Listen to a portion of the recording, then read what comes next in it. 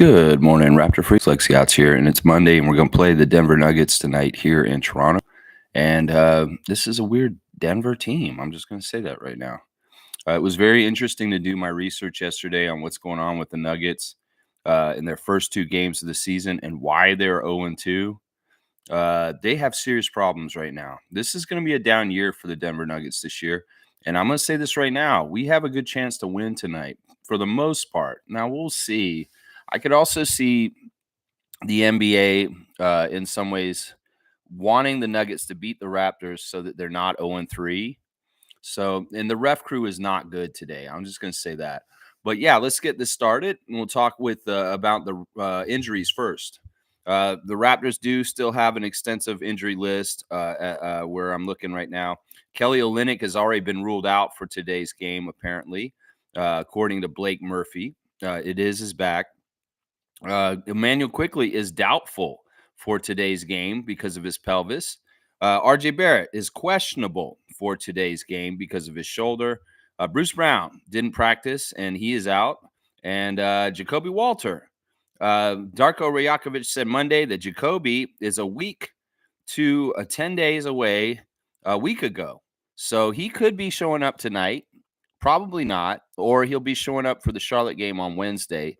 Jacoby Walter making his rookie NBA debut may happen this week, but it'll be Wednesday if it's going to be one of these days. So, yeah, that's kind of where we're at with the injuries once again. Once again, I'll say please play RJ.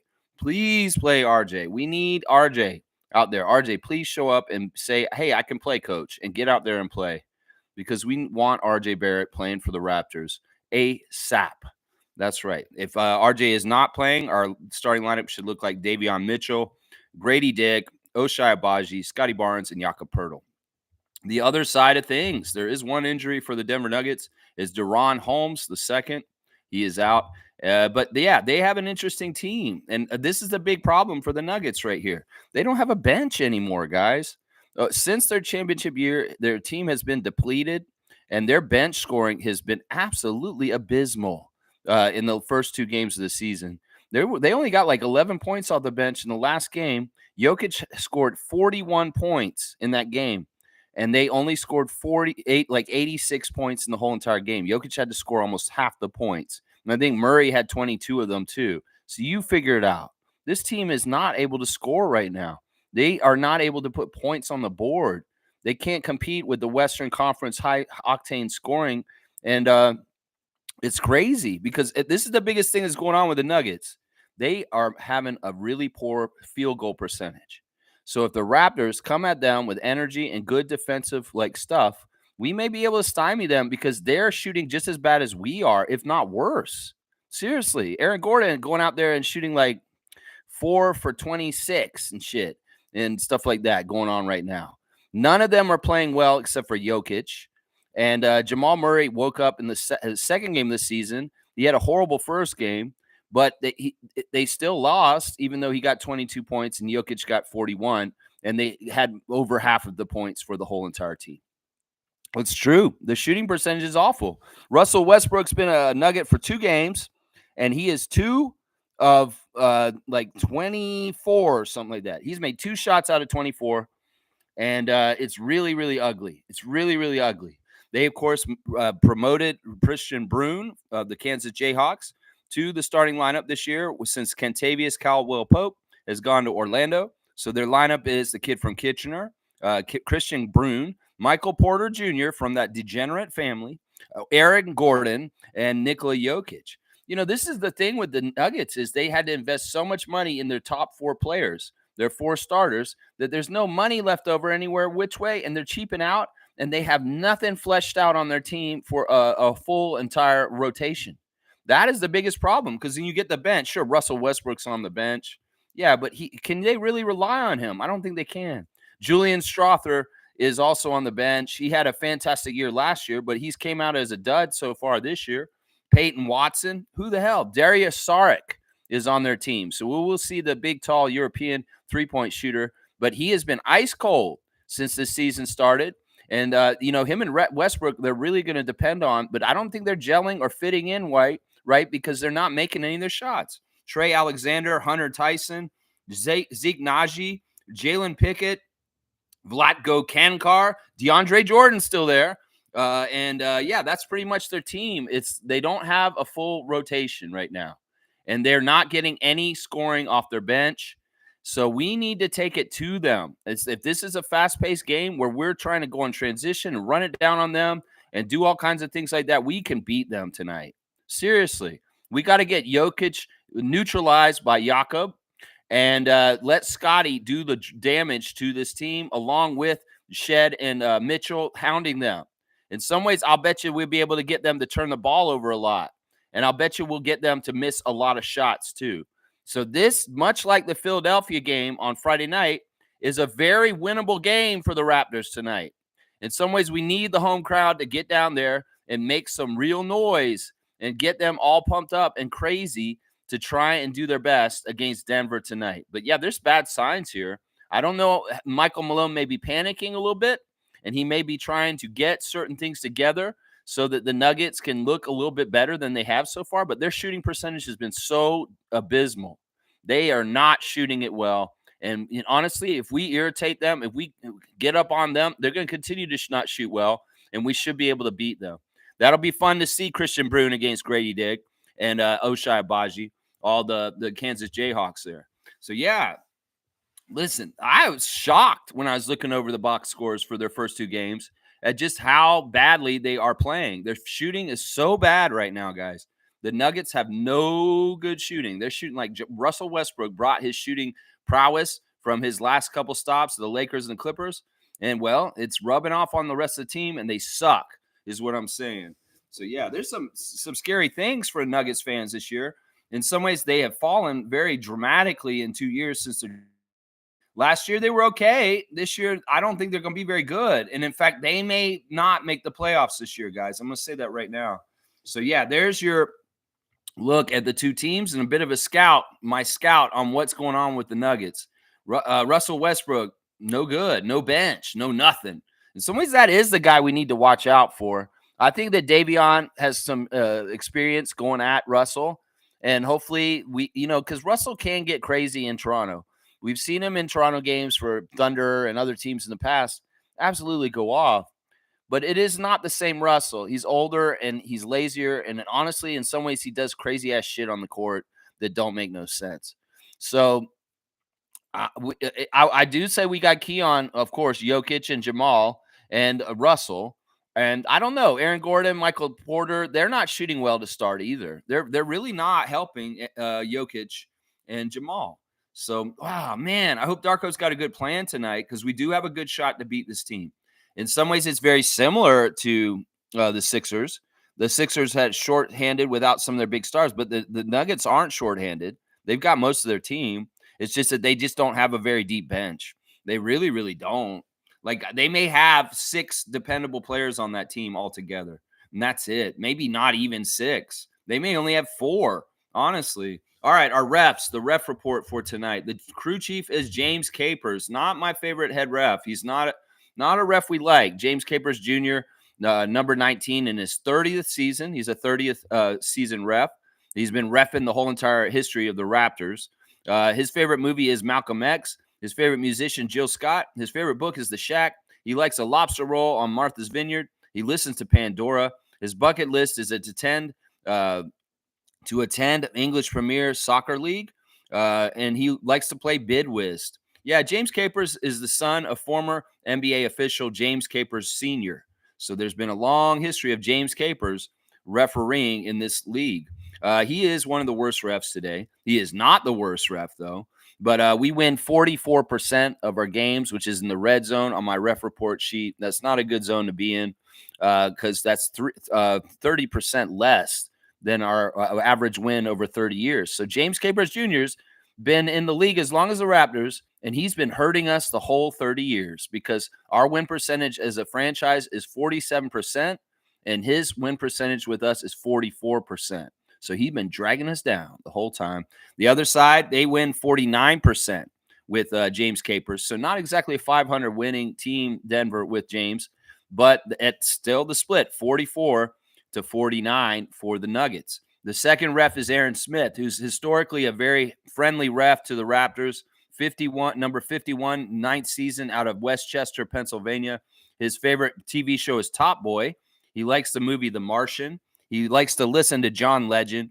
His favorite book is Born a Crime. He'll eat any breakfast meal. His favorite app is Peloton. He most like to visit Thailand and Vietnam. And his bucket list is to compete on Jeopardy. There you go, old Ken Jennings. Get out there. Yeah, Aaron Smith, before becoming a full-time official, worked as a substitute teacher at high school and middle school levels. He spent 3 years as a support staff member for a cyber charter school. Yeah, Aaron Smith is the best ref for the Raptors today. We win 55% of our games when he is present, but he has a higher win percentage with the Nuggets. They win 64%. So the split with Aaron Smith is favoring the Nuggets 55-64. The last ref is problematic, guys. She is a rookie ref, second year, actually. She's kind of still a rookie. Honestly, you got to be in the league like 4 or 5 years before you're not really like rookie-like, because you're too fresh. And that's Sheree Mitchell, number 98, in her second season out of Provo, Utah. Her favorite TV show is Law & Order SVU. Her favorite movie is Pretty Woman. Her favorite musician is Beyonce. Her favorite book is Conversations with God. She likes Caesar salad and ESPN and Spotify app. She most like to visit Africa. And her bucket list is to get her PhD. And her hidden talent is breakdancing. So I wonder if she can do Pop the Worm or Head Spin, or maybe, I don't know. What are you doing, Electric Boogaloo? We want to see your breakdancing moves at halftime today. Please, Sheree. Please get out there and just bust a couple moves. Sheree Mitchell is the mother of twins. She enjoys reading, hiking, and collecting shoes. Yeah, the problematic thing about Sheree is that basically the Raptors and let me go look at this again. I want to get this stat exactly right. She has not reffed either of the teams very much, but her win percentage with us is 0. Every single game that we have played with her around, we've lost. And meanwhile, on the other side, every single game the Nuggets have played with her, they've won. So this is literally the very polar opposite of a split where we are 0 and they are 100%. Yeah, that's problematic. Let's see how many games they've only played. They're 3-0. So she's reffed 3 of their games, and they're 3-0 when she refs. And she's only reffed 1 of our games ever before. So this is the second time we've ever seen Sheree Mitchell as a referee, and we're 0-1. And the Nuggets are 3-0. So there's your ref report. All 3 refs favor statistically the Denver Nuggets tonight. Yeah, it's unfortunate. It is what it is. I don't trust James Capers Jr. In some ways, he's a ref that has been very, very unkind to us in recent years from what I've watched. Aaron Smith's okay, and Sheree's so green. And honestly, I'd like to see us get our first win with Sheree Mitchell as a referee for a game. This is all possible still. You know, James Capers is a little bit like Tony Brothers and rewards hard work. So hopefully we can have something like what happened on Friday night once again, possibly happen. 2 hard-nosed coaches that you like to yell at their teams, Nick Nurse and Michael Malone, not having much success so far this year, although the Sixers gutted out an overtime victory over Pascal and the Indiana Pacers yesterday afternoon. All right, let's start the chat and see what you guys are saying on this preview morning for the Denver Nuggets tonight. That's right. Kaz is here first. Good morning, Lex and crew. Kaz is on the road again. Kid just can't wait to start a Monday morning on the road again. And I will see you, my friend, in the Raptor Freak stream at 9:30. That's right. Let's go. Trevor J saying, don't start your day with the broken pieces of yesterday. Man, you're hitting hard, Trevor. I don't know how you know this. This is a great word of wisdom today. Every day is a fresh start. Every day is a new beginning. Every morning we wake up is the first day of our new life. Man, Trevor, I don't know how you know this. Sometimes I need your words of wisdom. They're just right on point for what I need to hear in my life. Thank you, Trevor. I needed to hear this morning. I'm being totally man, I'm serious. I really did need to hear this. Trevor's saying also that the Wade statue looks crazy. Whoever made it needs a new profession. Yeah, this is what happens when you don't fund the arts, governments. We make crazy-ass zombie walker statues of Heat legends. Dwayne Wade down in Miami doing a ceremony, unveiling a new statue at their Kaseya Center of Dwayne Wade, and he looks like a zombie. He's like doing a pose like this, which is very brains-eating looking. hungry for brains kind of look. And his teeth look all gnarly, and he looks like he's undead. Seriously, it's such a weird statue. It's not flattering. And it was weird when they unveiled it. Dwayne Wade said, "Who is that?" He didn't even recognize himself. In some ways, he's probably pissed on the down low that he has such a crazy ass, weird ass statue that makes him look like he's alien. Seriously, it's such a weird statue. And the internet is having a field day on this now. Like I just posted in the Raptor Freak chat a picture of him on his wedding day with Gabrielle Union with his head and face superimposed with the statue over it instead. And it looks crazy. That famous picture of Dwayne Wade and LeBron James on the Heat fast break where LeBron's throwing it down and Dwayne's running in front of the camera. Yeah, you know that picture I'm talking about. Well, they superimposed the statue over that one, and it looks ridiculous. So, yeah, internet wins once again because we don't invest in the arts. And young people don't know how to sculpture. This ain't definitely no Greco-Roman kind of stuff that you find in old Rome, the beautiful statue of David and all that other stuff over there. Nah, we don't have the kind of talent in our world anymore, obviously, because this statue is dog shit. Seriously. I can't believe how bad this statue is. I was telling the Raptor Freaks in the last night, we better hire a good sculptor if we're going to make some Raptor sculptures up here. And they can't be coming out like this Dwayne Wade statue. There's been some really ugly statues in the history of sports in the last few years. We can think about that Ronaldo one or whatever that one. That was weird, man, with the hair looking like some sort of bronze Porzingis, stupid ass 10-10 looking haircut. Yeah, there's some really bad statues out there. Even the Kobe one that it has commemorates him beating us and getting the 80-point game against the Raptors. It's not a very flattering statue of Kobe in some ways either. So, yeah, these statues suck. You guys need to pay more money to a better sculptor or maybe find real sculptors. Maybe you're hiring people that are like, yeah, somebody actually hiring me for a sculpture. Oh, shit, I better try and figure out how to do this again. You know, what the fuck is this? Seriously. This Dwayne Wade statue is not an honor. It's kind of an insult, honestly. So weird, man. So weird, Trevor. Man, in some ways, it's so weird. Nako's saying, hoping to give RJ the two-thumb salute today. Two-thumb salute? You mean like he's okay, he can play? Yeah, we have a two-finger salute here, Gerald. Two-thumb salute. I don't know if that's a thing yet.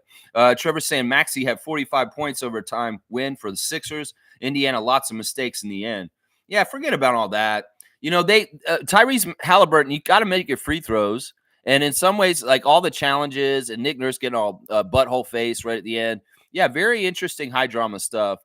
Once again, we see Siakam do a lot of good stuff for his team during the game, but in the late clutch periods, he's not doing anything to help them score, which is problematic to me. Honestly, that guy is money, and I question why Rick Carlisle wasn't calling Siakam's number a few times more near the end of the game and in the overtime. Why wasn't he taking shots? Because he was stuck on 17 points for quite a while there in the second half into to overtime. Now, Tyrese Halliburton, man, you make a big three to send it to overtime, but, man, you don't make the free throws. Bro, you can't be a superstar if you're not going to ice the game at the free throw line. And, yeah, that's crazy. I love seeing this stuff before the game with Pascal hugging Rico Hines and really hugging him good. Obviously, they have a very special connection. And then Rico pointing over to Kyle and Pascal getting the love from Kyle Lowry, who calls Pascal his beloved. So, yeah, I was watching all these highlights from old Raptors days, and I got to remember that, like, Pascal Siakam was wide receiver one for Kyle Lowry in their Raptor days, that if Kyle Lowry, the QB, was looking up the field to find somebody to throw a nice Hail Mary, it was Siakam quite often, who was already down the court catching a really good pass from Lowry and laying up an easy basket. That's part of the reason why Lowry calls him beloved. Yeah, Siakam saying there's a lot of familiar faces on the other side of the court. He did not name nurses. He did not name nurses. He's like, yeah, Rico, Kyle, a lot of familiar faces on the other side. Trevor's saying, here to see RJ and IQ on the floor tonight. Let's go. Hope to see. Yeah, I don't know what's going to happen.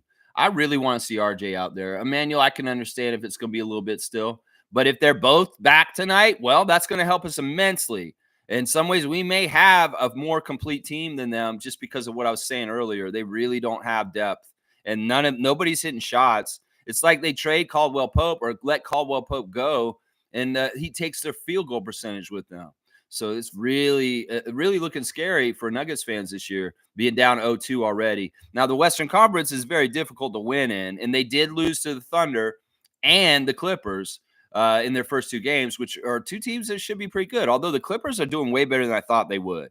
And a lot of that has to do with the emergence of former Raptor Norman Powell really stepping up big time for that team and carrying things for them right now. He's really is like a starter, like second banana on that team. I mean, him and James Harden have a really good connection. James Harden getting 16 assists in the game the other day. And honestly, that has to do with like his connection with Norman. Seriously, because Norman got 37 points. James Harden's got 16 assists against the Nuggets.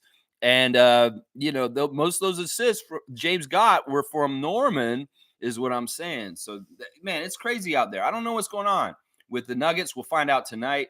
We'll see if they're continue to be bad tonight, hopefully. Trevor's saying Nets beat Bucks, outplaying them and out hustling them. Yeah, this is awesome. Some people are saying this in the Twitter sphere right now, that this NBA season is different because teams that aren't supposed to win games are jumping up and stealing wins with gutsy play, kind of like how the Raptors beat the Sixers on Friday. And that in the new competitive non-parity league of the NBA, it has parity. There's a chance for any team to come up and beat another team if they're lackadaisical and they're not hitting their shots and not doing things right. Well, I love to see Jordi Fernandez get his first ever NBA coaching victory as a rookie head coach, and it's against the Bucks and Doc Rivers, a pretty good team, a team that started very well, and that's fantastic. A big reason why the Nets win their game yesterday is our guy Dennis. Dennis gets 29 points, leading their team. We saw footage recently of Dennis Schroeder fighting with a fan. Seriously, like almost literally punching him in the face. They were coming out of a game against Orlando, and somebody made some off-pocket statement to Ben Simmons on the way out. So, y'all, we can make fun of Ben Simmons on this channel, but don't do it to his face when he's walking near you this season. If you see Ben Simmons anywhere near the arena, make sure Dennis Schroeder's not around, because he will come and cuss you out if you talk shit to his guy, Ben. Seriously. They said something to Ben. Ben turned around and said, "What'd you say, pussy? Say it to my face." And he kept walking. And then Dennis came back. And he said, "Who said something to Ben? Who said something to Ben?" He got all in their face. Yeah, this is crazy. In some ways, that fire, that passion that Dennis Schroeder shows for his team and his teammates and his coach is part of the reason why Jordy got his first win as an NBA coach yesterday. So, man, I love Dennis Schroeder. And you're a badass for dogging out the fan for that. Yeah, what are you going to say, pimple-faced little Orlando Magic fan? You're so tough behind this barricade talking trash. I mean, I might have talked trash to Ben Simmons, not going to lie, because honestly, he does deserve to get trash talk to him. But Dennis is regulating, not on my watch. No, it isn't. No.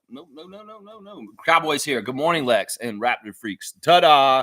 Dap to you, Cowboy. Let's go 30th anniversary and beat the Nuggets tonight. I want to see that. Yeah, Cool Cat's here too. Good morning, Raptor Freak crew. Another early start. That's how I do it. I have to do the early start to get the spot if it's a game day. If it's a game day, 9:15. 9:15 is probably going to be when I start. So just know that. This is what I did all last year too, Cool Cat. This is not new. This is my philosophy on game day, to get to the spot before the other team. Well, Lex is going to get the spot on his stream to get to before the other team in symbolicness of the team doing that tonight. Mo's here. Good morning, Raptor Free Crew. Stay focused. That's right. Stay focused and get to that arena, Mo, and have a good time tonight and help the Raptors get a victory by cheering them on to win. That's right. Coach is saying, so far it seems the East is open except for Celtics NBA contract effect. This may be part of what's hurting the Nuggets, honestly, is that, in some ways, the big markets, they don't care about aprons. They're going to do crazy shit. Steve Ballmer's going to go crazy. The Celtics are going to go crazy. The Nuggets have gone crazy with paying a couple people on their team, but they're trying to cheap out on the rest of the roster. And that is part of the problem why they don't have a bench right now, is they're trying to cheap out on the rest of the roster. They paid Jokic. They paid Murray. They paid Gordon. They paid Michael Porter Jr., degenerate. And, and there's not much left over in slices of pie. And Denver's not this team that financially wants to go crazy and spend a whole lot. They won their championship recently, and in some ways, they'd never won a championship before. And in some ways, it's like, well, we can kind of be in the afterglow of our championship still. Well, don't fall too far because you're cheaping out on filling your roster out with talent. And that's what it looks like right now with what's going on with the Nuggets. I would say also the Cleveland Cavaliers, the team that played us on the first night of the season, are 3-0 also, and they're looking very legit like the Celtics. So you're going to say the East is wide open. I don't know. In some ways, I mean, listen, those two teams are up at the top. I can't believe the Lakers are already 3-0. That's disgusting to me. That's as total NBA storytelling kind of stuff. I'm not going to believe this is just rookie coach phenom JJ Redick or anything like that. I mean, Bron may be playing a little bit better because his son's around. Anthony Davis is actually like being the man for them. I don't know what's going on with the Lakers exactly. We will know soon because we're going to see them in the next week twice, very, very soon, early in November. So I will get to the bottom of exactly the success of the Lakers and why they're undefeated so far this season. I think it's fishy when I see the Celtics, the Lakers, and the Warriors were all undefeated for a while, although the Warriors lost their last game, so they're not undefeated anymore. And right now, the Raptors are 8th in the Eastern Conference, and they are squarely in the playoff hunt. So there you go. That is right now. Isaac Campbell saying, have a great week, good people. All right, Isaac. All right, good to see you. Bye.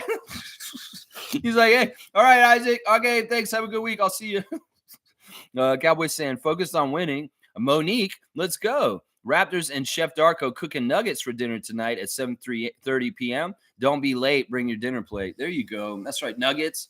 I always wonder what a nugget was at McDonald's. Which part of the bird is this? And what is all this? That's when you start thinking, man, maybe I don't need to be eating nuggets because I don't understand. This doesn't naturally look like a chicken part. And is this like an ear? Do chickens even have ears? I don't know. Either way, I don't trust the meat of a chicken McNugget. Where the fuck does it come from? And then you add on that it's overly fried with maybe fried batter that has been in that fryer for a week, and because they cleaned it out, just not attractive to me in some ways to eat nuggets. No, I'm just being real here. Just being real. Nako's saying it feels sacrilegious to say the Nuggets might have to blow it up. Why do you mean sacrilegious? This is what some people are saying, is that it's a shame that they're in the middle of Nikola Jokic's prime, and they can't get more seasons of really top level like their championship year because of this. In some ways, they may be the first victim of the apron rules and the salary cap of the current NBA, as far as stymieing them from being able to do stuff. This is why I love what we're doing right now, because the league has pivoted with its contract structures and things like that. Well, we need to fill out this team with young up-and-coming players that will be cheaper to pay along with the big contract players on our team, and we will find success that way. In some ways, that's how we did it in 2019. You need to hit on the lower players also, along with your top players that are getting paid, being healthy, and playing at an optimal level. And that's the best recipe for success in today's NBA with the salary cap structure. And the Nuggets are hoping maybe they hit on Christian Brune, but they have not hit on many of the other young rookies and players that they have around on their team right now. Strother last year, but so far not showing up this year. Very, very interesting. Very, very interesting. I don't know if it's blow it up. It's like, let's keep 4 of the key championship players together and just kind of revolve different players around and hope we get the same magic that we did when we had Bruce Brown Jr. and KCP and the other guys that we've let go in the years past. Maybe if the Nuggets are freaking out too much, maybe they will do a trade with the Raptors for Bruce Brown Jr. Maybe they will. Yeah. Cowboys saying Monday Madness tonight. Okay, Monday Madness. Yeah, it's not March, baby. It's Monday Madness. That's right. I like that. Cool Cat saying the NBA middle-class players, low contract, and top players earning the majority of the dollars is hurting team success, which means parity. Laugh out loud. Yeah, that's the interesting thing. Although I worry about in this league, crazy-ass teams that don't care about the aprons, they're going to pay all this crazy tax, and that may be how they make the haves and have-nots. That, New York and Boston and the Lakers may be more apt to go crazy and spend above than other teams will. And that may be the effect that happens where they're getting a little bit more benefits, but they're paying out the ass to do it. And other markets may be priced out to do stuff like that, or it's just not economically smart for their team business. So, man, that's a tough thing right there. It maybe there's a hidden way to still be like that, and these teams are just going to pay like a lot of money because their ownership doesn't care, and that may be the hidden way that this happens. So we'll have to see. Cool Cat saying, imagine these sections of NBA middle class players can earn more money in FIBA leagues. Laugh out loud. Yeah. Yeah. I was doing something yesterday, and I think that I've realized that Omari Moore has left, y'all. He is not going to be playing for 905 this year. I was really sad when I saw that because I was doing research yesterday, guys, and I'm trying to build the 905 roster right now. And I'm going to give you guys an exclusive look at my sheet of the names that are on there. As far as like, I'm trying to get a picture of what our 905 roster is going to look like after the draft this weekend and different things. So you're getting an exclusive look at my spreadsheet of the names right now that are in the mix for 905. So yeah, check that out. But yeah, Amari Moore is in Turkey now playing over there. And I don't know if he's actually going to be playing for Raptors 905 because who knows? Maybe he's making a big ton of money playing over there. But yeah, this is an interesting phenomenon, Cool Cat. We're going to have to monitor how this changes things with the middle class players of the NBA. Yeah, it's very, very interesting. Cowboys saying, Uncle St. David locked me in the shed in the fantasy league. Kareem, you're going down this week. Let's go Raptors. Cowboy, I'm just going to say this. Set your lineup. Seriously. Like, do it for the whole week right now. Go to each day and put every player that's active in there because you missed days this weekend. You got swept 7-0. And this is exactly what you did last year. And this is exactly what I warned you not to do this year is be an active manager and make sure you're setting your lineup every day. If you can't check it every day, start on a week like Monday or Sunday and set your entire lineup for the whole entire week today. And then you don't have to worry about it for the rest of the week unless you want to. That's a big problem. You and Cool Cat, deadbeat managers already in the first week of the season. And that's no good. That's no good. That's exactly what we were complaining about. I said, if y'all going to come and play again, y'all need to keep up with your team. And Bradley, you and Cool Cat did not do that this weekend. I can tell who's doing it and who's not because I can go and look and see who is putting their players in and sitting a bunch of people on the bench that didn't even get in. You didn't collect the stats. So, of course, David can go 7-0 against you. That's right. Looking at the fantasy league, since it was brought up, it looks like we have a couple 7-0 teams. Congratulations to Andrew, Peter Saborin, David Saborin for being the perfect teams this week and getting all 7 categories against Cool Cat, Bradley, and Bryce. Bryce, are you deadbeat manager? You better get in there and manage your team, my guy. Yeah, I ended up getting a close win over Jason Dukes. It was a battle to a very close one, 4-3 win over him. But yeah, that's how the league's going to work this week. I'm not happy with the scoring system. I'm sorry I dropped the ball with it, but I can't do anything about it. We just got to go ahead and just play the whole season with this scoring schedule, scoring settings, which I'm not happy about, honestly. Let's see. Cowboys saying Raptors win by 15 plus tonight. 7-game win streak incoming. Okay, Bradley. Oh my gosh, whatever you smoking, I think I want some of that because you are out to lunch, bro. That is crazy talk. That is crazy talk. But hey, if it happened, I'll be so happy and I'll be like, damn, how did Bradley know that? Cool Cat saying a lot of injuries so early in the season that will also keep competition open. Yeah. In some ways, this may backfire on the NBA a little bit. Their very strong schedule on the Raptors because this may be the time to see these teams. Like we're going to play Denver twice very quickly in the beginning of the season. We won't see them in the rest of the season. And if they're going to have problems right at the beginning of the season, this is an opportune time to see them tonight and then go to Denver on this first road trip next week.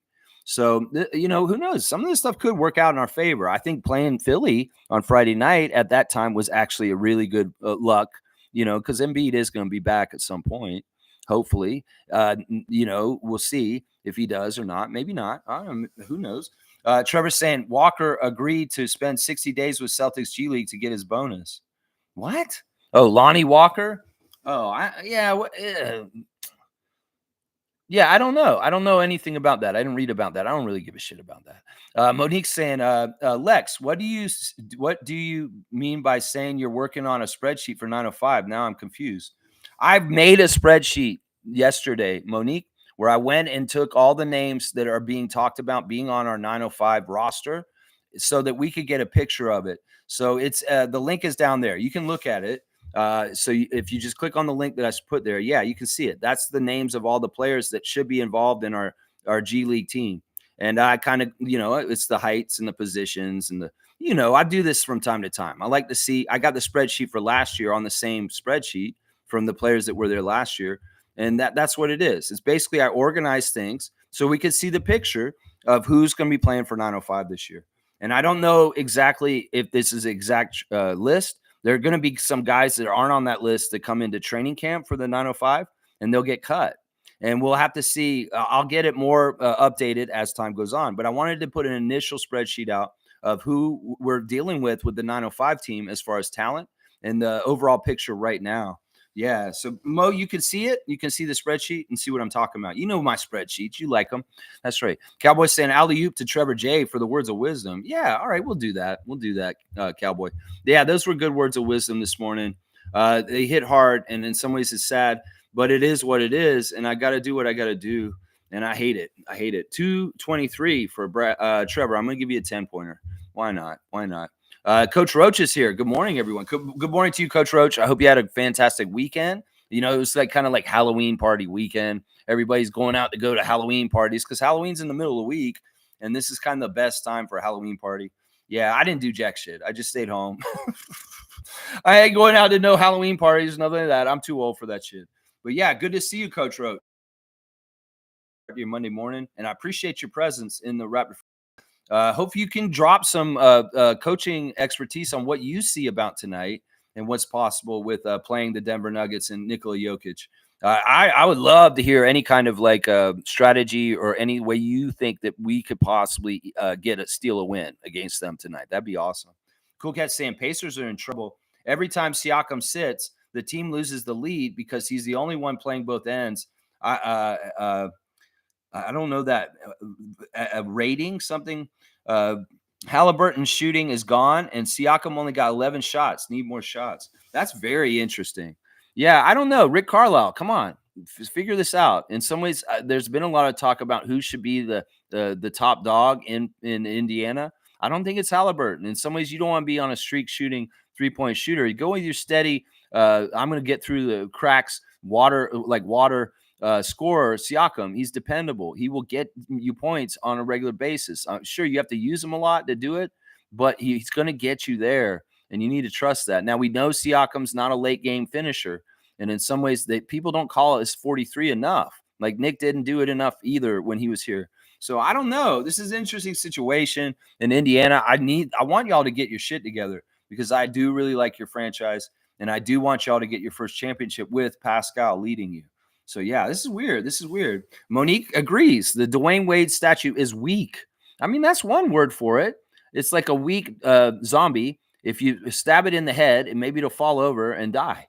And I don't know. It's so weird. It's such a weird statue. I think that it would be okay if the pose wasn't exactly like it is. It wouldn't look like, brains. Or if it was just the face was more natural and he was doing that, then it would be all right. But the fact that he has a zombie face and he's making zombie arms makes him a zombie. That's just the truth. He should be on Walking Dead.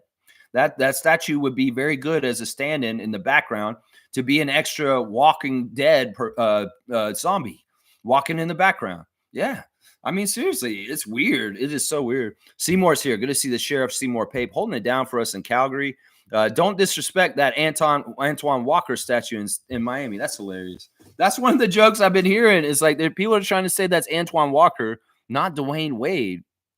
It's such a weird statue. And seriously, this public school system needs to invest more in arts because we don't have talented sculptors in this day and age. I guess they were all in the Renaissance period or in Roman times, but not here, not now. No, and maybe it's just really hard. Maybe that's a sign of decline of civilization when we don't have any good sculptors that can make any good art anymore. That's crazy. Carlos here. Morning, Lex, and most gracious Raptor Freaks game day alert. That's right, Carlo. And good morning to you and Santino. Cool Cat saying, yes, Dwayne and Cristiano Ronaldo statues are not of their likeness. That's a good way of putting it. Not of your likeness. Well, in some ways, maybe the sculptor didn't want to pay a licensing fee. Yeah, that's in my likeness. You're going to have to pay Dwayne Wade money if you make it in his likeness. Well, I'm not going to make it in his likeness then. I really like Walking Dead. It's my favorite TV show. So he's a zombie now. Okay. And then you have to pay no likeness fees, right? Maybe that's what it was. That's why. Yeah, that Ronaldo statue is weird too, man. Like, that's like, would you trust this guy? Yeah. He's got like a shifty smile and some weird ass Porzingis haircut. It's really weird. Fiercey's here. Good to see MJ holding it down in Ottawa for us. Good morning, fam, and happy Monday. Wishing you an amazing week. Right back at you. Cowboys saying, oh, loading. Yeah, well, that may be on your end. I'm not seeing any disruptions on my end right now, Bradley. Could be where you're at on your job site right now watching it. But, Bradley, I hope you get it right. Let's see. Tobias is saying, good luck to everyone in fantasy this week and ready for week 2 versus my opponent. There you go. People are getting into this. Let's see what Tobias did in his matchup last week. He got 5-2. So he won his matchup. I guess he beat Team Canada, Gerald's team. So, yeah, good job, Tobias Frost, and getting your first fantasy victory in our league this week. And, yeah, let's keep it going and enjoy the games. That's right. Cool Cat saying Nick Nurse spoke highly of Siakam last night. Yeah, Nick's been all right in interviews. I kind of like how he's been treating things. Last year, it was a little bit more sore and raw from the divorce with the Raptors. And in some ways, he was a little more surly. And, you know how competitive he is. He doesn't want to give any kind of edge to anybody. But I think that this year, in some ways, and this may be part of the reason why they lost on Friday, is that, I think that Nick sees we're in our 30th anniversary season. And in some ways, a lot of the Raptors alumni around the league are really embracing their connections from their history on our team. Whether it's Danny Green talking to Norman Powell in an interview the other day, whether it's Kyle and Pascal embracing before their game yesterday. I think that in some ways, Nick Nurse is a softie for his time in Toronto because it was a really good time for him in a lot of ways. And it's sad that we parted in this kind of really diabolical, fucked up way, Rich Ball. But, listen, Nick in some ways is a part of our 30th anniversary celebration. And in some ways, he should be proud of his Raptor roots and his coaching history. He should really be. And, over time, maybe my cold heart towards him will warm with him retiring, and we can honor him later at some point. But coaches can coach forever. And it may be a long, long time before I'm ready to be cool with Nick Nurse. Let's just put it that way. But, yeah, in some ways, he's already in trouble in Philadelphia, and the fans are turning on him right now. I didn't see that happening. I really didn't see that happening. Yeah. Let's see. Cool Cat's saying NBA champion Norman Powell is the gunna on the Clippers. Yeah, no Kawhi. Paul George is gone. Russell Westbrook's in Denver. Yeah. In some ways, Norman's stepping up, next man up mentality, right? Right. That's what we did in Toronto for so long with Norman around. Norman would come in and be our sixth man, but then sometimes he had to start. Sometimes playoff Powell had to be playoff Powell for us to get to the next round. So I really love this. In some ways, Norman is relishing being the man for the Clippers right now, and he deserves it. He's been a bench guy. He's been a six-man candidate for a couple of years now. Well, now you're a bona fide starter, and in some ways, you are the dude, and you have James Harden as your point guard. It's so weird. It is so weird. And when we see the Clippers, when we go out to L.A., in our first road trip, it'll be fun to see this setup with them. I still think they're susceptible to lose, but they're doing very well so far. And that arena is getting rave reviews, the Clippers' new arena. It's very interesting. Tobias saying, good morning, Freak Nation. There you go. Good to see you, Tobias. Fiercey saying, Dennis is a great teammate. He has your back. Yeah. Dennis is a badass. Honestly, I love Dennis Schroeder. I get him. That's the thing. Some people just don't get Dennis. I do. I got him right away. I understand what he's all about. And that's why I valued him on the Raptors team. And it's too bad it didn't work out. It really is. In some ways, Jordy should be really thankful to Dennis Schroeder for helping him get his first NBA win as a coach yesterday. And against the Bucks, that's big time, baby. That's big time. That's a team like us going up and getting the Sixers on Friday. The Nets going up and getting the Bucks yesterday. That's good stuff. That's good stuff. Yeah, Cool Cat saying, yes, Dennis as a point guard looks great on the Nets. He's able to play his FIBA style of ball. Yeah, he could do that for us too. It's just that in some ways it was the changing of the guard, and we had to go with a younger cohort of age. And Dennis, in some ways, wasn't going to fit into that. And, I mean, he wanted to be here, honestly. And he doesn't speak bad about Toronto in any kind of way. He says that Toronto treated him right. Even if he was only here for a half season, it was confusing. And he did honestly want to be here. His family really wanted to be here, too. And in some ways, that goes a long way with me. Is that like he kind of did get wronged by us, but he said that he didn't. I heard him on Twitch in this summer saying like, yeah, Toronto guys, I got to be honest, Toronto was really really good to me, and I have no ill feelings towards them. They're a great organization. Is basically what Dennis said this summer. So let's see. Cool Cat saying, I really like Coach Jordy, our Team Canada maestro. Yeah, I do too. He's a great coach. And in some ways, I should hate the Nets, but I really like their starting point guard and their coach. And in some ways, that's tough. They had a really nice celebration for Jordy, dousing him with water. And he asked Dennis to speak first, and then they all attacked him with the water attack. I hope nobody was throwing water bottles at him like OG was. That's right. Brian saying, what's up, Freak Nation? Did anyone else see that the Raps have 3 of the top 8 rookies in scoring, first, second, and sixth? Yeah, I pointed this out the other day, and they did do a rookie rankings before the season, but they didn't have any of our guys on there. Well, you got to update this week, ESPN, and you may need to put in some Raptors on that rankings because honestly, if Yves Missy is going to be the top rookie this year, well, some of these Raptors need to be in your Raptor rankings because we're getting time with them and they are doing big things already. And don't put a blind spot to the Raptors just because of your bias down south, U.S. media.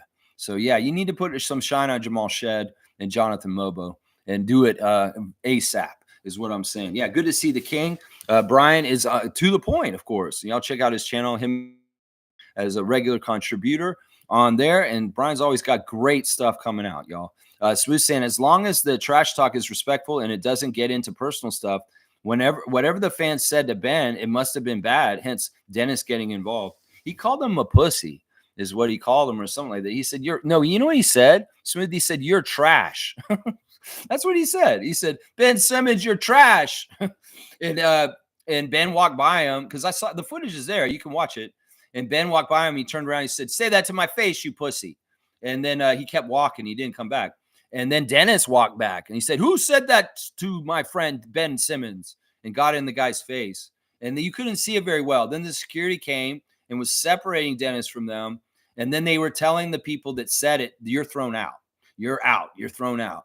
So this is very interesting. I like him standing up for that. But yeah, he called him, you're Ben Simmons, you're trash, is what they said. Maybe that is a little overreacting. Maybe a little sensitive.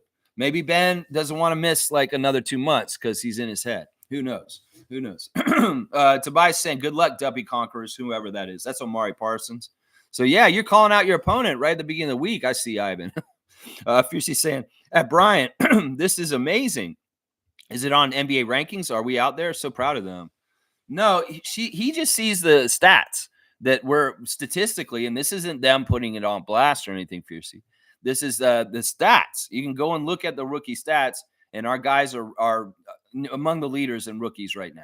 And they should be because they're getting minutes, and none of these high lottery picks are doing anything. Like Sarr had 2 points in his debut, and it was totally disappointing to the Wizards fans. Kenyon's here, man. He's saying, I don't like the fact that a player will have a hot hand and we go away from what is working. You're talking about with the Raptors? All right. Well, I wish you'd give me a specific, Kenyon. But good to see you here this morning, Basketball Rewind. Yeah, give me a specific player where this is happening. You know, you could be talking about the Pacers and what we were talking about with Siakam, where he was kind of doing things for them during the game yesterday against the Sixers, and then he was gone away from at the end of the game. Yeah, I don't like that either. I agree with you, Kenyon, that if somebody's got a good matchup where they can really go to the pantry and get food whenever they want, they should continue to go get that food and get all fat. Yeah, get real fat, real good. Yeah, keep scoring. Go to there until they adjust and can figure out how to stop it. Cowboys saying, yeah, Trini King. I believe Lex brought it up yesterday. Let's grow, Raptors. Yeah, I think it was Saturday. I think it was Saturday when I brought it up about how our rookies should be on the rookie rankings right now. Cool Cat saying, I think JJ Redick is doing a good job coaching. He has a lot of head coaches on his team, which helps. Anthony Davis embraced the center role, and they're playing through him. You know, that's one of the big things that the Lakers nation is saying is that this coach is actually using Anthony Davis to his optimal level. And that may be true. I mean, maybe Darvin Ham was doing weird shit with Davis that wasn't as effective. So maybe JJ Redick is a really good coach. Who knows? I don't care. In some ways, I want the Lakers to suck. But I don't know. At some point, their dreams got to come crashing down and reality will hit.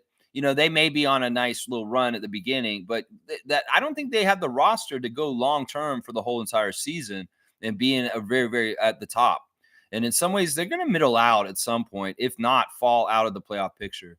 If they do go all around the whole season up at the top and they're trying to compete to even out the championships with the Celtics, I'll be like, man, there's some sort of Vince McMahon script writing going on here. Because honestly, they have a lot invested in the Bron and Bronny story this year. And in some ways, if the Lakers aren't winning, then there's problems. So I bet that the most ref manipulated team this year is going to be the Lakers. And it really is because Adam Silver knows that Bron and Bronny are money, and they can't make the money off them if they're perceived as unsuccessful or not looking like they're with it. See, I'm very skeptical of this. Maybe I'm a conspiracy theorist, but this is just too convenient. Let's just put it that way. The Lakers are 3-0 to start the season. It's too convenient is what I'm saying. Yeah, blessed. That's right. Brian's saying, was cool to see Lowry help Siakam off the floor last night. Yeah, champion Raptors forever. And that bond is always there. As I said, Kyle Lowry calls Siakam the beloved. And his beloved is his beloved. And in some ways, it's fun to see our guys, even if they're on other teams, interacting, whether it was OG and Pascal in the game before. It's just cool. It's just cool to see. We have a culture. We have a family. And it extends past our current players. It really does. Tobias is saying, I hear Bronny JT is going to G League. Oh, Bronny Jr. is going to G League once their season starts, and rightfully so. In some ways, yeah, get your debut, get out there, make one basket, and then everybody will talk about you for 2 months. But yeah, he should be on South Beach Lakers. He should be at that team because he may not even belong there. We'll have to see. It'll be weird to see him in G League, and he's just as unsuccessful there. He better be putting up big numbers in the G League, or it's going to look really weird that this guy has got a 2-year guarantee contract. Let's just put it that way.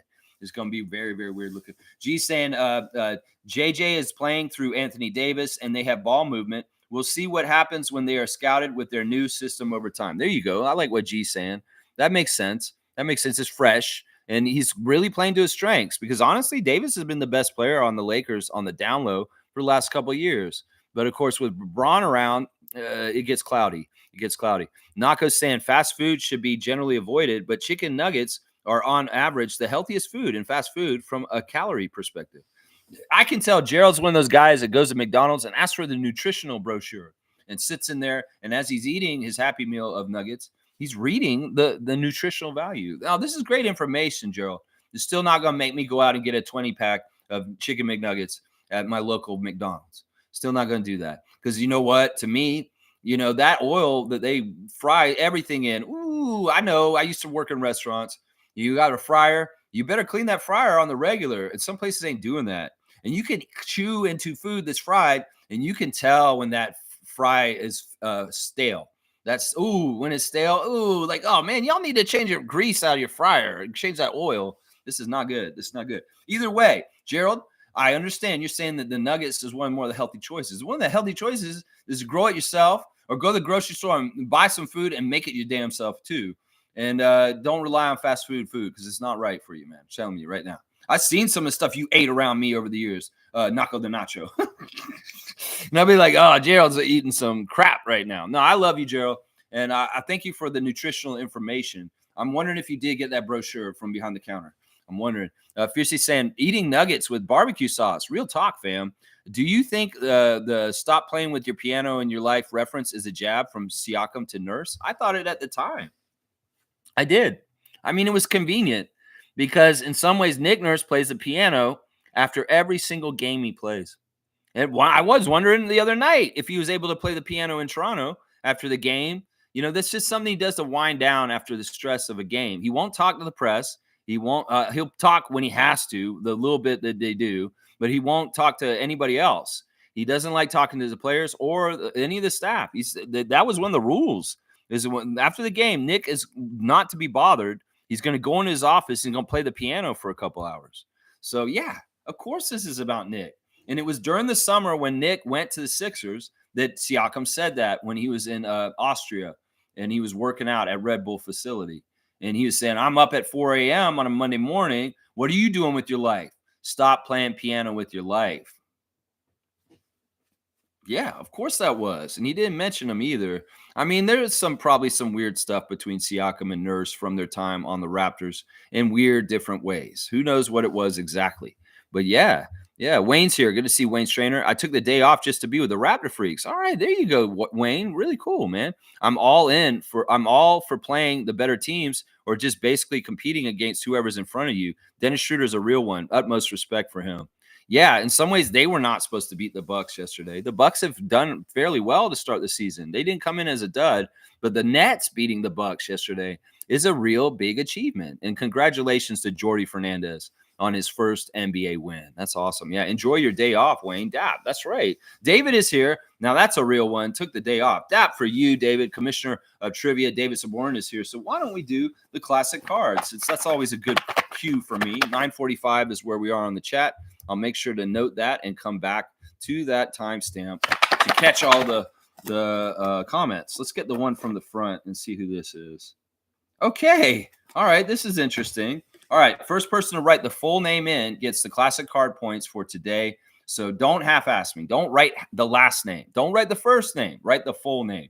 Because if you don't, you may not get the points. All right. First person who writes it in. Who is this? It's not a very classic card. This is a recent card. This player is actually, if you want to figure out where they are in our fantasy league, they're on my injury reserve list right now. If you want to go look at that, you could probably, if you're fast enough, you can go find it that way. Sadiq Bey is right. Carlo's on it. Carlo got that one for Santino. That's right. Sadiq Bey is the card, and he is in the Washington Wizards at this point, Charles Barkley. Just so you know, Charles, where in the NBA are they? Sadiq Bey is in Washington, Charles Barkley. Do your job. Do your research. He's on my injured reserve for the fantasy league right now because I'm hoping he'll come back at some point and be a decent starter for the Wizards at some point. But yeah, Sadiq Bey is that. And David, are you still here? Can you go ahead and give him the points? Let's see. Where is it? Let me see if David's on the spreadsheet. Let's see. I'll put it in real quick. Sadiq Bey. And it's Carlo JS. And I'm going to give him 100 for that. All right, there you go. There's the classic card of the day brought to you by Trevor J., the Commissioner of Fun. That's right. Good stuff. 9:45 is the time. Let's go back to that on the timestamp. Okay, Carlos saying teams now have to be creative to fill out the rosters. Ours is going on a shopping spree in the late second rounders. Yeah, and that's the thing. That's why I was saying Mobo's such a great pick because he's much like Koloko before. He's a second rounder, and that's a cheaper price to pay a player. The difference between paying the 29th, the 30th pick and the 31st pick is different. It's very different. There's a drop off just because it's a first round versus a second round. So getting a lot of good quality players in the second round this summer is in some ways very bold and genius move of getting good value on our team at a cheaper price. So whether it's Jamal Shed, Jonathan Mobo, or Rashamshe, these are good things. These are good things. Cool Cat saying, yes, Lex, the winning formula is teams have to hit with rookies or go over the cap. Now Celtics up for sale, and they are way over the cap. Laugh out loud. Well, this is the crazy thing is that there's a lot of rumors that Jeff Bezos is going to buy the Celtics. And if he does, it'll be like Steve Ballmer, where two extremely rich people own two different teams in the league. And Ballmer, obviously, if he's going to build a toilet for every 15 fans off at his arena, he has like 4 times more toilets in there. And that video wall looks so crazy. He's spending some bank. And, let's not get it twisted. If the team is sold to Amazon in Boston, they're going to have carte blanche to spend whatever they want. And that, in some ways, I don't really want to see that NBA. I really don't. Let's see. Smooth saying Denver is going to be a desperate team tonight. Toronto has to be ready for their game. Yes. They're 0-2 and they're in panic mode. And Nuggets fans are freaking out. And in some ways, Michael Malone's probably freaking out. Jamal Murray was here this weekend already doing things in his community. He was out in Kitchener doing some things. He was also working out at the Pan Am Center over near Scarborough at Military Trail and in the campus over there. If you know the arena where I'm talking about, it's over near Morningside and 401. Yeah, Mitchell was out there playing pickup hoops with people apparently Saturday, I think, or Sunday. So, yeah, Mitchell's been around in the community doing stuff. in the last couple days. So he's been here a couple days already. Basketball Rewind saying Mobo was cooking on defense. Reward the young man with more minutes. Don't pull him. Well, this is what my reasoning was, Kenyon, on Saturday, or doing the reaction yesterday for the game on Saturday. Remember this. We were on a back-to-back, and we traveled overnight from Toronto against Philly to Minnesota to play mini on Saturday night. And this is Mobo's first week in the NBA. He played heavy minutes on Friday night for us against the Sixers. That was okay because that was a smaller lineup without Drummond out there. And Drummond got into foul trouble in the very beginning of the game. He was sat a lot, and Mobo could excel and play crazy in that situation with Yabusele as their center. Then we go to Minnesota, and that's a totally different kind of team with height. And in some ways, Mobo's neutralized a bit more with Gobert around. And also, Darko was probably really smart about it in saying, I played Jonathan a lot the night before, and this is a back-to-back situation. So I think that's why his minutes were cut a bit on Saturday. There's some very logical reasons. And Fernando, once again, is a better player to play against a very veteran big team like the Timberwolves. Less rookie mistakes. And so I stand beside Darko's decision to play Fernando more than Mobo on Saturday. Because in some ways, as I just pointed out, you got a rookie in his first week and you're going to play him heavy minutes in a back-to-back, his first back-to-back ever? No, you're not. Because in some ways, we're playing Mobo way more than we may have even projected to start the season. So that's the way I look at it, Kenyon. I don't know if Mobo would have helped us beat the Timberwolves if we played him more. I don't think that's true. So, yeah, we've rewarded him. Trust me, he's getting rewarded in all kinds of ways. I don't want him to get rewarded just because he's Scott's best friend. I don't want him to get rewarded like in any kind of brawny ways just because to appease Scotty Barnes.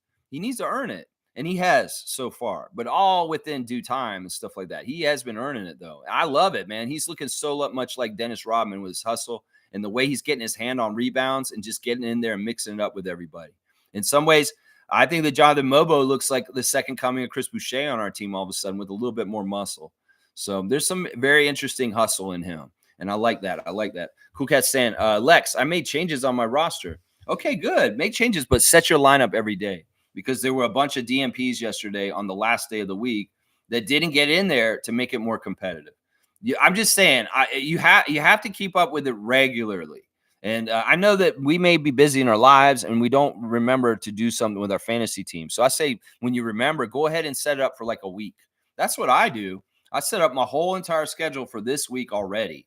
And I have all my players set up on each day. You can go ahead and do it for the whole week. That's right. Ta-da. That's right. Nako's saying, I think for me it was 2 and 5, but it was close, 2 to 5. Yeah, that's not close, Gerald. You got beat 5-2. That's right. And that was Boom Busters that got you. Yeah, Smooth saying, but yeah, Denver might want to reacquire Bruce Brown. I think so. I don't know who we want from them, though. I'm just like looking at the roster, and I ain't trying to get some scrubby young players that they got over there. Maybe we'd take Christian Brune. Would you trade Christian Brune straight up for Bruce Brown? Although the money has to equal, and that means they got to send us even more than Christian Brune. What, are you going to send us DeAndre Jordan?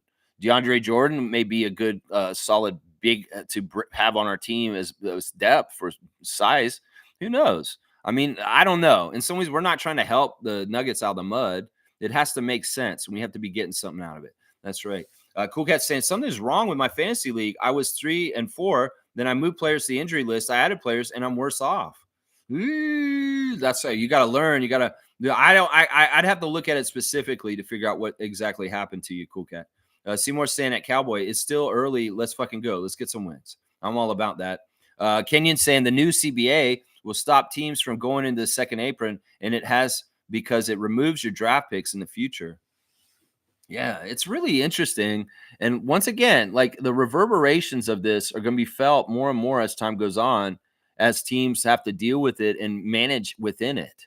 And that's very interesting. The Suns tried to pull a fast one with Bradley Beal right at the beginning of it all. And in some ways, it's not paying off for them, is it? No, it's not. I think they're in trouble. I think it in some ways is like washed, and it sucks because he's such a great. Yeah. Mo's saying thanks for the spreadsheet as always, Lex. There you go, Mo. You're welcome. And hopefully that helps you kind of get a picture on it. You know what? Thank you for posting the information on Vance and Charles Pride. Yeah, I was trying to figure out more about the new acquisitions for 905. Charlie Pride, he's a guard, 6'4", 185 pounds, 25 years old. St. Bonaventure, picked in the G League draft this weekend for the 905. Vance Jackson Jr. is a forward, 6'9", 230 pounds. He's 27 though. He's a lot older. Not probably somebody's going to stick around, but he's a good player, and we wanted to get him on our team this year. Out of East Carolina, he got picked. And of course, Tyler Perry was the 15th pick in the G League draft this weekend. Tyler Perry was on our summer league team, and he was a pretty good little point guard, 5'11", 180 pounds, 23 years old, out of Kansas State. So those were our 3 G League pickups. And of course, we heard recently that Miles Burns and Kevin O'Banner are confirmed to come back. And also, we have heard on the download that Brendan Carlson was retained, and he will be coming to the 905 as an affiliated player. And he was not lost just because we took the two-way away from him. So he'll be actually showing up on the 905 still and being a center down on that level. It's just that he won't have the two-way crossover during the season. And I agree with that totally. I really do totally agree with that, because I don't know how much Brendan is ready for the big league. I really don't think he is. So there you go. Nako's saying, I think the biggest mistake I made this week was starting Dylan when I should have started Kyle. But man, AD had too good of a week to my detriment. It's a group effort, and you got to keep on it every single day. That's right. And Kenyon's saying the league is ready for expansion. They're definitely getting ready for it, and they're going to do it. And when Seattle comes back and they add Las Vegas, that'll be very interesting. I'd love for them to add a team to Montreal. And I think that they are in the top 5 of cities that they are seriously considering for expanding. So, because I mean, listen, they've done a good job when we do the NBA Canada Series in Montreal the last 2 years in a row. They've had great crowds, great energy, and Montreal is that kind of city that will support that team. And so Montreal's learned from their history with sports, losing the Expos and other teams in the past, that they need to take care of their teams to keep them. And the NBA's got to be really sure about expanding back to Canada. They don't want a repeat of the Grizzlies in Vancouver. So they really want to test this stuff and make sure it's right. So I'm excited about it. I think it's going to happen very soon.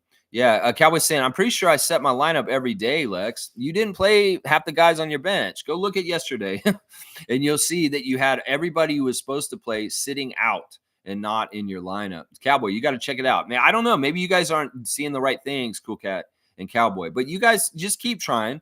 You'll get it at some point. It's a learning process. That's right. Kenyon saying, Jacoby has been assigned to the 905. According to Louis Zatmans, that's awesome. That's weird, though, in some ways also, because they're not going to play till November. Also, Ron Harper is on the Celtics, by the way, and Justice was traded. Yeah, that if you're looking at my spreadsheet, the first page is actually the last year's team. So don't look at the first page, sheet 1. That's last year's roster, Kenyon. Sheet 2 has this year's roster on it. I just put it on the same spreadsheet to be organized. Jacoby Walter, you said Jacoby Walter has been assigned to the 905. And that makes sense. Louis Zatzman, thank you. Well, in some ways, if the 905 was already playing, it makes sense for him to have rehab games on their squad before he comes and plays for the Raptors. That's the normal kind of thing in baseball. You go to AAA and warm up a little bit before you come back up to the majors. So in some ways, that's a smart way to get an injured player back in their rhythm before they actually take an NBA court. I could see him maybe being held off on bringing him back in and making him do the 905 for a couple of rehab stints when their season actually starts. So it could be that we don't see Jacoby Walter because we're not in a rush to bring him back, to bring him in until he goes and he plays at least 1 or 2 games for the Raptors 905 in Mississauga.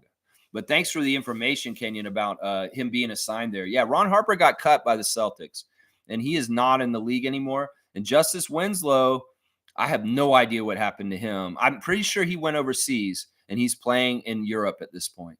Kenny's saying the statue is awful. Yeah, I think that's a pretty much the whole consensus about that Dwayne Wade statue, that it is absolutely horrible. And in some ways, man, that guy's got to be embarrassed, honestly. Fiercely saying the statue looks like Lawrence Fishburne. Very bad representation of D. Wade. I hadn't heard that one. That seems like an insult to one of my favorite actors, Lawrence Fishburne. You just dissed Neo, man, or not Neo, Morpheus. Morpheus, you just dissed him. Smooth Brown Man saying a horrible statue, just awful. All the reviews are in, man. That dude should not be making any more statues. If you're the sculptor that made the Dwayne Wade statue, go find another job. Seriously. I'm not trying to be cruel. I'm just being honest. Seriously. Seriously. Yeah, Seymour's laughing. Nako's saying Jokic is going to get his, but make sure you're getting past Aaron Gordon. You're going to get yours on the Nuggets before the Wolves. Okay, I'm not sure what that means. Yeah, I don't know. We could try and, we have a good shot of containing Jokic to a degree for two reasons. First of all, Jakob. Jakob is a pretty good defensive center. And in some ways, he could really neutralize him, but it's not even just him. Scotty loves guarding Joker. And Scotty actually has some success in his career already against guarding Nikola Jokic. And we got to think about the game that happened in Denver a couple years ago when Nick was still our coach, where Scott Foster threw Scotty out of the game with two quick technicals because he said, y'all are cheating. And then the Nuggets were handed the win. We were winning that game. And we could have closed that game out and won if Scott Foster hadn't thrown out Scotty Barnes with time still left on the clock. So, man, we were close to beating them then. They're in a weakened state, and they don't have a good bench, and they're not shooting well. We have a good chance to beat them today. But a lot of it's going to be that we duplicate the success that we had on Friday against the Sixers is what's going to get that to it. Yeah, it's going to be interesting. But, Scotty, don't be surprised if you don't see number 4, Scotty Barnes, taking the assignment to guard Nikola at times because he loves that shit. And he does okay. Seriously, he's got the long enough arms and he's strong enough to kind of body him in certain ways. But Jokic needs to be contained by those two guys primarily. Trust me. Yeah. So we're saying no likeness to Dwayne Wade at all. No, not in the least. Not in the least. Coach Roach is saying, still amazing Nurse took a team put so poorly together with zero floor spacing and still got us to a 500 record.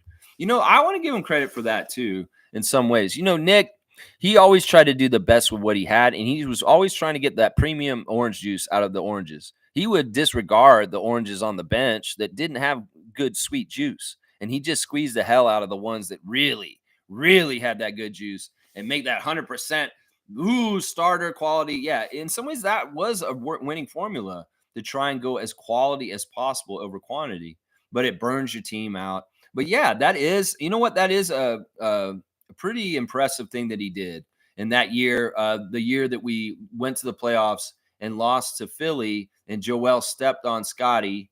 That was pretty impressive. And then the stuff that happened with the play-in the next year with the DeAr DeRozan, Chicago, and Nick quitting on the team like a month before the season ended. That's tough. But that year, yeah, and that was a great experience for Scotty in his rookie year to get the playoffs in the very first year he was there. He needed that taste, and he needs to go back and get it again. That's right. Thank you, Coach Roach, for your comment. Seymour saying nothing but injured players under the bad Nurse. Game over. Listen, in some ways, I do like respecting Nick in certain ways for certain things, but I do not respect the way he was toxic and the things happened in the last season he was here.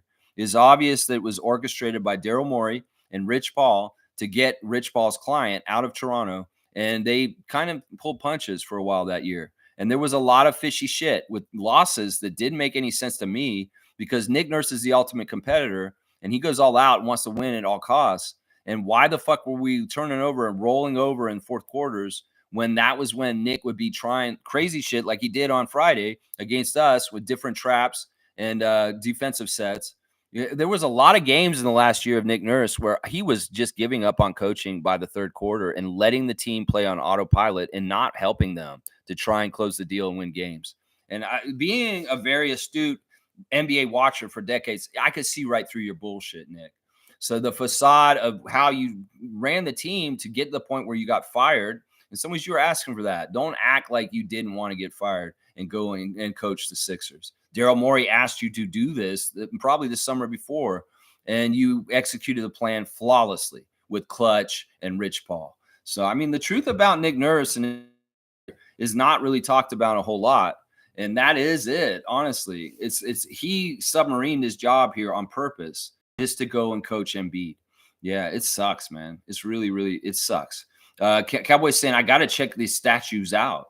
Yeah, this statue's really bad. I'm surprised you didn't see it yet, Cowboy. Trevor saying the fan is tall Ben Simmons. He sucks. That's when Dennis went back to approach him. He said he was trash. Yeah, he said he was trash.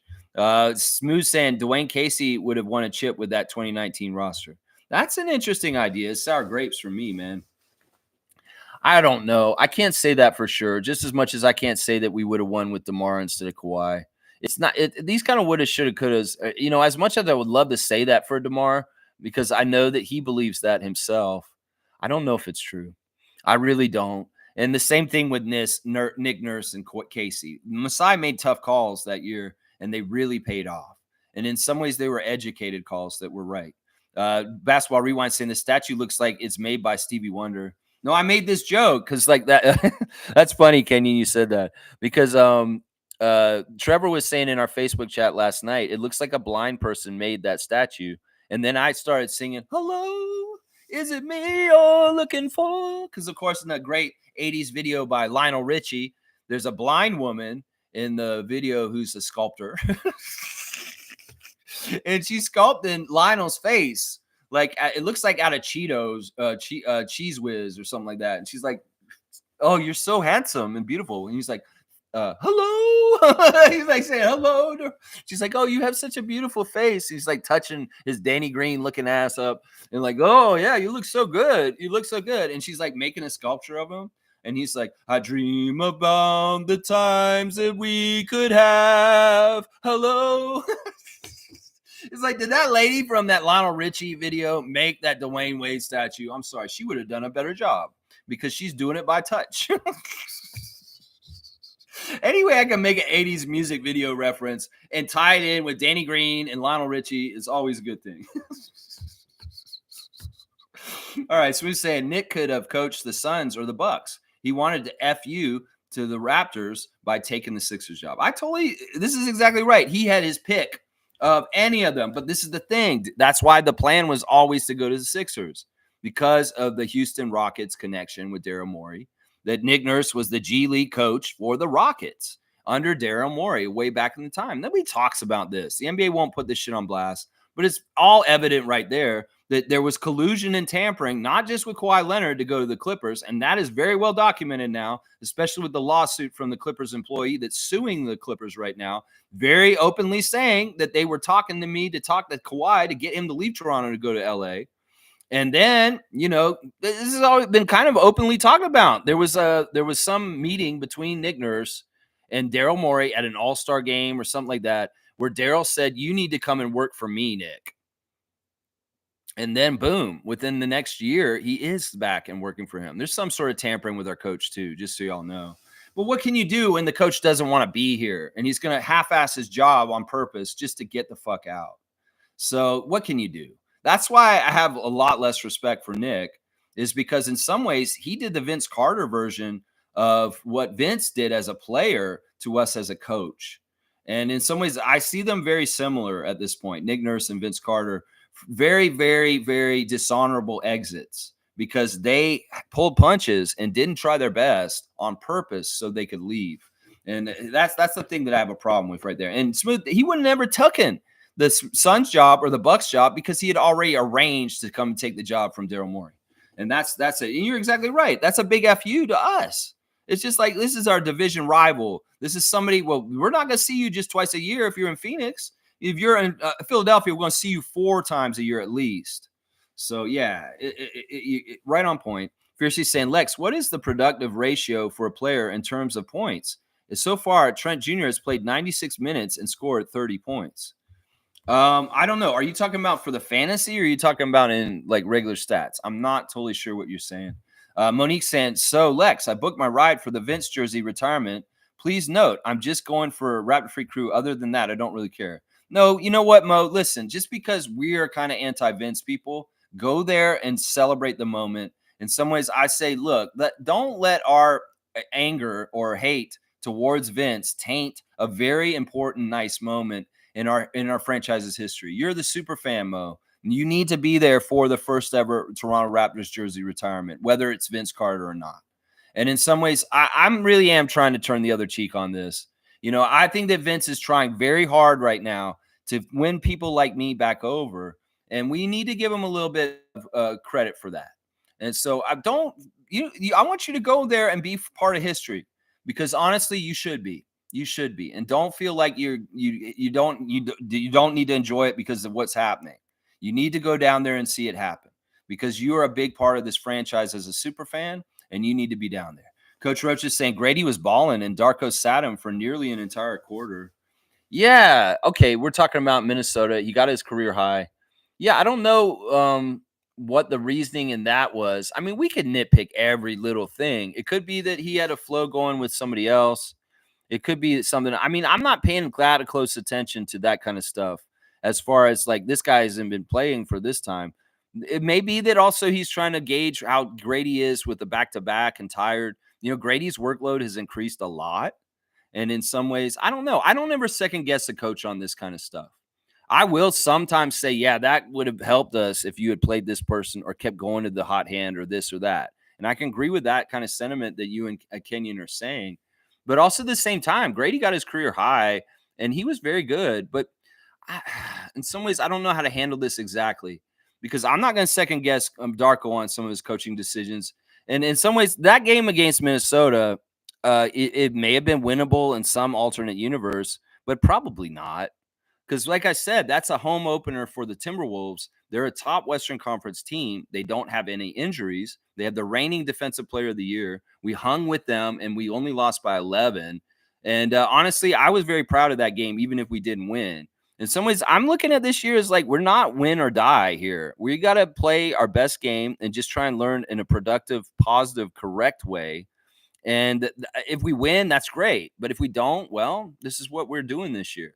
So in some ways, I get it. You guys want to be very, very competitive and say, well, go with the hot hand and play Grady. Just play him, play him, play him, play him. But also, we got to remember, Grady is only 20, and he's a young player, and he's adjusting to a starter's role. And in some ways, there's stuff that our coaching staff may know about him and his stamina, and also being on the second night of a back-to-back. That's why I don't question this shit. That's why I don't. But Coach Roach, you can bring it up, and you can think about it yourself. I mean, did he really sit him almost an entire quarter? That doesn't seem exactly right to me, because I feel like he was out there pretty most of the game. Fiercey saying, for someone to have access to the actual tunnel, probably some spoiled rich kid with no manners. I hope this isn't the case, but it was uncalled for. Players are humans and have emotions. No, that's not what it is, Fiercey. That tunnel is public access to everybody in the arena. They have this thing in Orlando where they greet the players when they come in, and they can actually run by and high five all of the fans when they run in. And that's where that location was. So they were all leaving the court at the same time as fans, and they come out the same entrance. So it's not anything like our situation where it's very private and the players just come out. This is part of like what they want to do to have connections between the Magic and their fans. And literally fans before Magic games line up out there and high five the team as they run in. So that situation is that's the situation with that. Mac, and he only called them trash. I mean, come on. This will be a little tougher. There's been crazy ass shit said at NBA games at courtside, like stuff that's been said to Russell Westbrook in the last couple of years, racist stuff. And just saying Ben Simmons, you're trash, that's a little touchy. In some ways, I like what Dennis did because it shows that solidarity with his teammate, but also it's a little touchy. And I don't think that fan was out of pocket for that one. I've heard way worse things said to people, way, way worse than that. That's what I would say. Max Callie's here. Good to see a new name in the chat. How you doing? Dwayne Wade's statue looks like Mr. Clean. I hadn't heard that one yet either. Mr. Clean is the man behind the shine. Is it wet or is it dry? It's pretty wet, not wet. It's dry. It's dry with like not looking like him. Max Callie, good to see you. I hope you'll join us on other mornings. Every day, 9:30, we're talking Raptors here. Cool Cat saying, Bronny going G League shortly. The G League would make more money there. Yeah. I just want to see if he gets exposed down there. It's one thing for him not to produce and do things on the NBA level, but what if he goes down there and he's just as bad down there? This will be very intriguing. I'm going to say that, yeah. Infamous saying, salute, freaks. I hope Scotty has his hair braided. I've noticed he plays a lot better when it is. That's interesting. Well, I want Scotty to bounce back. It's not that he had a horrible game against Minnesota, but he could have played better and limited his turnovers. So maybe tonight we're going to see Scotty concentrating on not turning the ball over since he had 6 turnovers on Saturday. So we'll have to see. Yeah, Scotty is up and down player sometimes. He can be very down like the opening game and then very up in the second game against Philadelphia. So hopefully he's on an up for today. Salute to you, Infamous. Good to see you, man. Seymour saying, imagine going to the hospital sick and the nurse is sick too. That's Nick Nurse. Okay, that's just a weird pylon on there, just on his name. A very, very weird pylon right there. Max Cali saying the Denver Nuggets aren't in peak game condition right now. So if the Raptors push the pace and keep up a fast tempo, they can wear them down. Yeah. This is a great key to victory, Max. I completely agree with this. I think that the way we played with our defense being so aggressive and Scotty playing with force coming down the court in transition could be very fruitful for this team. And also, yeah, the Nuggets haven't gotten it right yet with their shooting. The shooting percentage is so bad right now. And the fact that they're just barely making it, they're having a hard time getting to like 90 points as a group scoring. This is a big problem. I can remember Raptors teams in the past where we just could not score. And I feel like that's where the Nuggets are, that they just can't manufacture points as a group to get a total that can match other teams' total so that they're competitive. And in some ways, the signs of that were in the games that they played already. So we'll have to see what happens with this. And I agree. Our energy could be the big key for us to win tonight. And we got to take it to them. And that'll get us in better favor with James Capers Jr. and his referee crew also. Seymour saying Grady pushed for 30 and a win. Let's grow. There you go. Yeah, Grady getting 25 his career high was fantastic. You know, you got to break that now. Scotty, break your career high. Why not? Let's do that tonight. Yeah, get 35 or 40 tonight, Scott. I want to see you do that, man. Trevor's saying, do not buy McDonald's burgers. 50 people got sick from Ebola is found in the onions. Ebola? You mean E. coli. I was like, damn, McDonald's gone so downhill. They got Ebola in their onions. Holy crap. That's crazy. That's crazy. Never eat at Spadina and Queen McDonald's. I'll just say that. Okay. Never eat at that location. Just trust me. Don't do it. I don't care if it's convenient. Go around the corner and get Kenton ramen or something else. Don't go there. Don't go there. See, seriously, do not go there. That's right. Oh, you thought that was Tobias Harris on the classic cards, man? I mean, let me see. This is too recent. I mean, I know he's on the Pistons now, but these cards are classic. And this is when Sadiq was on. That does kind of look like Tobias Harris. That's a pretty good guess, Ahmad Rashad. Not gonna lie. He's from Washington too. Sadiq is from Washington. Okay. Santino. Okay. Seymour saying should be hyped for them Lizards because all they do is lose. They don't deserve the W. Okay. Talking about the Wizards, the Lizards. Basketball Rewind saying you mentioned Gobert as a Mobo deterrent, but he was actually defending Ant and doing decently. Darko should have kept him out there for a minute longer or two as a reward. Third game of the season. Yeah, I mean, once again, you guys that overanalyze and over microscope Darko, just let it go. Seriously. Half the time, y'all's criticism of Darko's useless anyway. Seriously. Let the man just do what he's doing. Every coach is not going to be perfect. And if he makes this decision, I stand with him. Seriously. I'm looking at the whole bigger picture. And if you guys want to micromanage him, you go ahead. But that's not what I do on this channel. I'm not looking for everything. If he does a very blatant mistake and I'm like, oh, yeah, Darko fucked up on this one, I'll talk about it. But this is micromanagement, Kenyon. It's not worth the time. And in fact, you guys feed the fire of anti-Darko people with being overly critical. And that's one of the things I don't like about your channel, Basketball Rewind, is because sometimes you guys kind of pick apart little micromanaging kind of shit, and it's not worth it. It does more damage because you put out tropes to common Raptors fans to be, yeah, Darko sucks because he didn't play Jonathan more. Darko sucks because he took Grady out for a quarter. This is where I disagree with your channel. And honestly, that's not what we do here. But, Mobo guarding Ant is awesome. I love that. And I love that he has the flexibility to possibly do that. But let's not get it twisted. Once again, I think the biggest reason why is partly because this was a back-to-back. The first one that Jonathan Mobo ever played in his NBA career. And in some ways, he played heavy minutes on the first night of the back-to-back. And that has to have something to do with maybe his minutes total against Minnesota, right? Right? I mean, that makes sense, right? He's getting rewarded, trust me. It's not like Jonathan's not getting rewarded. This dude is getting lots of time. Dude got rewarded right away in the preseason. He got to start games in the preseason. I'm not worried about Jonathan getting rewarded. He's playing with his best friend, his childhood friend, and he's living on cloud nine right now. So it's not like Jonathan's getting rewarded. Yes, he's getting rewarded. He's getting lots of playing time, and he's getting to start his NBA career very successfully. So what do we have to give him? A free car? I mean, seriously, what is this? What do we owe him? We don't owe him jack shit. He owes us his hustle on the play, and he'll continue to play if he continues to do that. How about that? Yeah, I don't feel like I don't like this whole idea. Oh, we owe this player this. We owe players. No, jack shit. They earn it every fucking day. They show up to practice in the games, and they got to earn it all over again the next day. That's how it works. That's right. Yeah, not like just given. It's got to be earned. That's right. Infamous saying Lex pushing Laker propaganda again. I don't even know. I don't even know specifically what I said. I'm just saying, oh, you mean that they're getting help right now? Yeah. Well, doesn't that just make sense? You don't have to Brian Winders this.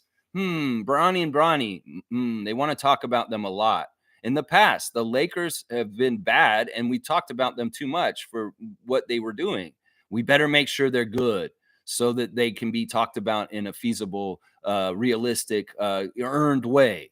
I'm serious. I know some of y'all are part Laker fans, and you don't like some of my Laker disparagements, but it's not very far off, this conspiracy theory that I'm coming up with, that the Lakers are going to be propped up by the referees and the whole structure of the NBA. Because in some ways, the big storyline that the NBA likes is that 18 versus 17 in the championship count. And they want the Lakers to even up because that's that grudge match. So they're forever going to be kissing the ass of the Lakers and the Celtics and putting them at the top of the pile and trying to make them the big creme de la creme main event of the whole entire league. The funny thing is, in years when those teams were not good teams, and they still try and promote Lakers versus Celtics as the marquee matchup. So let's not get it twisted. They want the Lakers to do well because if they get a championship this year, they'll be even with the Celtics again. And that competitiveness between those two storied franchises is going to have to write another chapter. So there's a lot to it right there. There's a lot to it. That's right. Max Colley saying Julian Strother. Yeah, Julian Strother. HC's here. HC had a good week in the fantasy league. Lex, I asked in the league, if your Raptors on the IL, shouldn't we be able to add another as a temporary replacement? Worth the try. Sorry, I didn't see your comment. I should be better about checking in the fantasy league. No, we're not doing that because in some ways we could stash a whole bunch of the injured reserve Raptors on there. And when they come healthy, then you're going to have a problem. I know you could just say, oh, I'll just drop the other Raptor in that way, but you can't do this because there's too many injury reserves and there's not enough Raptors in this league. We got 16 teams in our league, and I want everybody to be having the chance to hold one of the Raptors. So I'm not flexible on this rule. Just if your guy's injured, they're injured. I got Quickly on the IL right now. It doesn't mean I'm going to pick up one of the young rookies that's out there on the waiver wire. So unfortunately, I have to deny you this request. I'm sorry. Cool Cat saying, Lex, maybe I'm doing something wrong in Yahoo, which is different from ESPN. I had players listed with the start time. Do I have to click start active? Yeah, you're doing it very wrong. Yeah, you have them on the bench. You need to go in there and move them up into there. You can't just see, oh, the start time's next to their name. They're going to play. No, you have a roster. And on the side, it says point guard, shooting guard, guard, and forward, small forward, power forward, forward, center, and then 2 utility spots. You get 9 starts every night. If they have a BN next to their name, that means you bench them for the night and you did not get any of their stats. So yeah, you're not catching this, and you didn't catch it last year the whole entire time. And now you're doing it again this season. This could be a game changer for you. So get in there and make sure you actually have them in the starting lineup. You can only start 9 out of your 20 players or so. You can only start 9 of them. So you have to put in that you got to move them. You can't just say, oh, I see the start time. That's it. No. That's exactly what's the problem right there. I don't even think ESPN's like this either. Duke Rock's saying, congratulations on the dub, Lex. Hard fought victory and just an eker, 4-3. That's a close victory. You're going to get 3 on your side, and I'm only getting 4. So it's like I only got 1 more point than you. Meanwhile, David and Peter are getting 7-0. Because Cool Cat's leaving everybody on the bench. She didn't even realize it. And I think the Cowboy might be doing the same damn thing. Cowboy's saying, great job on the spreadsheet. Alley-oop. 905 is going to be a juggernaut this year. Yeah, when I look at it, we've got our 2 ways. We've got some really good rookies that aren't two ways, like Mobo and Shed and Walter. Quincy Guerriere, somebody we forgot about. I think he's still in the picture. I've seen Dylan Disu in Toronto in the last week, so I still think he's a part of 905. And then, the returns of Kevin O'Banner and Miles Burns for some continuity from last season is great too. I'm very excited about the coach also. Andrew Jones hopefully will be way more astute and capable than his predecessor. Let's just put it on that. Yeah, let's put it on that right there. Boom goes the dynamite. Cool Cat saying facts. 2 sets of bench players under Siakam, Fred VanVleet, and OG era that are not in the league anymore, and Delano not getting any game time. Quite telling our standing and why Nick Nurse didn't use those players. Second set of bench players. I mean, that's a front office issue. Well, I want to speculate this, and this is something I talked about last week when we played the Sixers. The Sixers bench is worse than it was last year. In fact, I have less confidence in the Sixers' ability to win a championship this year than last year. And some of it is people like Tobias Harris going to Detroit, DeAnthony Melton going to Golden State, Buddy Hield going to Golden State. They don't have as good of a bench. So I'm going to speculate this. We talked about this actually on Saturday. Is like, what if Nick Nurse is involved in making personnel decisions with his teams that he's in? That's not out of the question. If Masai and Bobby talked to Nick the time while he was here in the 5 years, they asked him, who do you like? And it's like, I like Jeff Dowtin Jr. Let's go get Jeff Dowtin Jr. I like this person. Maybe Nick had more personnel decisions than you think. And even in the first year of Nick being in Philadelphia, he's helping to shape the team over the summer. And maybe he's a bad GM because he gives bad advice to his front office on players that he has on his wish list. So I would say that, Cool Cat, that in some ways the decline of our team happened after Nick Nurse took the reins at the peak of a championship. The time of Dwayne Casey was built up with excellent players coming in the pipeline. And that may be more of a symptom of Masai and Bobby working with their coach and Daryl Morey working with their coach and him giving them bad advice on who they should go get and how they should build their team. You think that the team template that we had with all wings, where we had like all like middling players and no centers and guards, was totally by design by Bobby Webster and Masai Ujiri? No, it's probably like Nick Nurse had some crazy idea for how he wanted to run a team with a bunch of wings, and it was unsuccessful. So I'm not gonna take the blame on Masai and Bobby for those kind of things. It could very well be Nick was telling them his wish list of who they wanted, and they were trying to cater to him. So we don't know this. In some ways, I could say this is probably true because we changed completely how we built our team for Darko. Darko wanted small, quick guards that are point of attack defenders, and we got them now, and we're seeing a dramatic result. We got point guards. We got people that are better at passing as bigs, and Kelly Olynyk and Jakob Poeltl and Scotty Barnes. So, that's the thing. It could be very well that Masai and Bobby are people pleasers. And in some ways, they want to work with their coach to give them what they want to do. So, hey, I can turn around and blame this on Nick still, even if you want to say it's a front office issue. I can still do it because the evidence is showing in the Sixers' new addition this year and from what they changed last year. Yeah, there you go. Coach Roach is saying this was the year after 41-41. We lost the Bulls and played. Okay, yeah, you're talking about that year. Yeah, that year was awful. And in some ways, you're going to say that he somehow got the 500 record. I think he should have had a higher record. The talent on that team was so good. He should have had a better record than that. In fact, I can count at least a half dozen games that he lost on us. If there was point shaving, there's win shaving. And Nick Nurse did some win shaving that year. We should have been higher in the standings that year. Seriously, you're proud that we only got to 500. We should have had an above 500 record that year. There was a game in particular that season that we went to with Tom Duke. It was an Indiana game that we would normally have won. And I walked out of that arena so confused. Why the hell did we just lose this game? It was right there in front of us. It's like Nick quit coaching in the second half.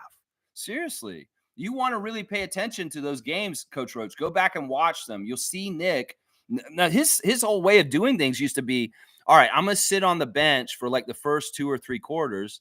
And then later in the game, I'll get up off my ass and I'll be, crouching. I'll be walking around. I'll be yelling. I'll be more engaged. Often in the first quarter, he just sits back and watches.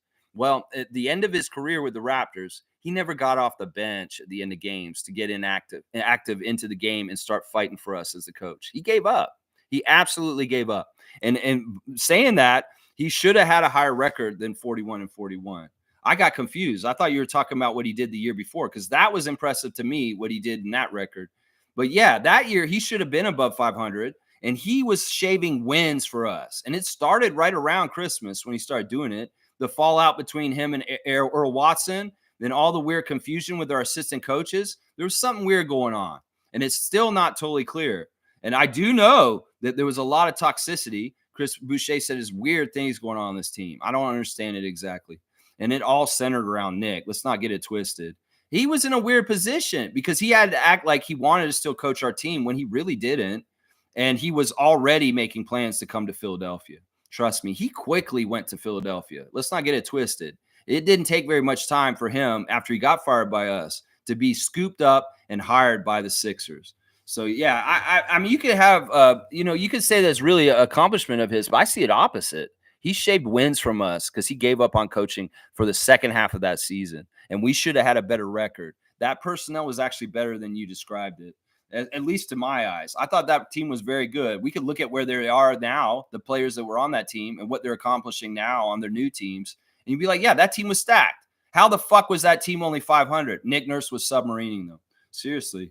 Cool Cat saying Nick Nurse was tired of front office not getting him better players. That's not what I see. I think that he was actually getting the players he wanted. Seriously. They went and got him Jeff Dowtin. They said Jeff Dowtin's the guy I want to keep on the two-way. They switched it to two-way. Now Jeff Dowtin's still with him. So it's not like Masai and Bobby aren't working with Nick, and Nick's telling them some of the things they want to do, and they want to help him. In some ways, they got to ask the coach. It's like, what are the best players that will fit with your system and what you're trying to do? It's not like they're going and doing this independently and sending him players that he doesn't want. No, he was getting players he wanted. This is a crazy trope that you're trying to portray, Cool Cat. You guys are Nick Nurse apologists today. This is very funny. Very, very funny. Another reason why I got fired. Seriously. Well, why was he submarining games? And this is the thing. Masai made it very clear as last year. He wanted to develop the young players. He dropped the ball with Koloko and Banton. He did. He dropped the ball with Koloko and Banton. They were going in two different opposite things. Nick just wants win, win, win. And it's partly for his own ego and his own win percentage as a coach. In some ways, that's the thing he cared about the most. He came into the league as a rookie and had a very high winning percentage. And it got watered down in the years in Tampa, in the bubble. Not in the bubble, but in Tampa. And then the years after that. And in some ways, I could say Nick was probably worried about his own damn personal career and his win percentage. And he wasn't liking how it was going down in the years after the championship year. So I can turn this around and tell you just as selfish from his perspective, as much as you're trying to stand up for him. That's right. Blind sculptor. That's right. Hello.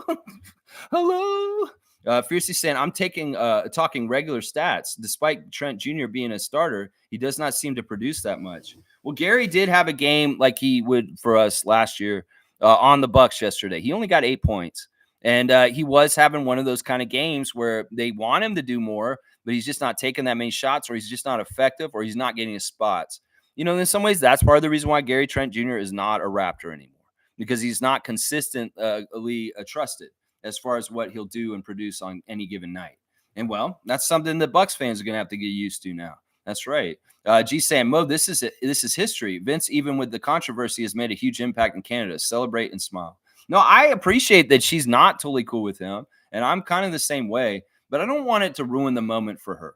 I do really feel like we need to listen to leaders in our Raptors community and culture like Masai Ujiri, like Matt Devlin, like Kyle Lowry, like DeMar DeRozan, that are saying they really are happy that Vince is the first one. I think it goes a long way to me and shows the class of the Raptors organization that they went to Kyle Lowry and asked him about retiring Vince before him. They did. Kyle let this out of the bag recently. They actually talked to me about retiring Vince's jersey before me, and I said, yes, do it. He deserves it. So in some ways, if Kyle Lowry, the GOAT, Kalo, is saying, it's fine with me if you retire Vince before me, I'm very happy. He's my friend, and I want to see my jersey up there next to him soon. And you will get that, Kyle. So in some ways, that's stuff that's helped me get more used to this also. It's going to happen. We can't fight it. And in some ways, we have to accept it and go with it, and with grace is how I'm looking at it at this point. G saying, what I noticed with Grady, other teams go at him to get free throws. His offense is fire. His defense needs work. Yeah, I mean, in some ways, he came in a weakling, and he's grown to be a lot better and more effective with his body. I love the block shots he's been getting lately. And the thing about Grady as a defender, he's going to be a defender kind of like Caruso and other people, where he's scrappy. He's trying to get in shit disturbed like passing lanes and just be a general nuisance. He's got to do it with work. It's not necessarily strength.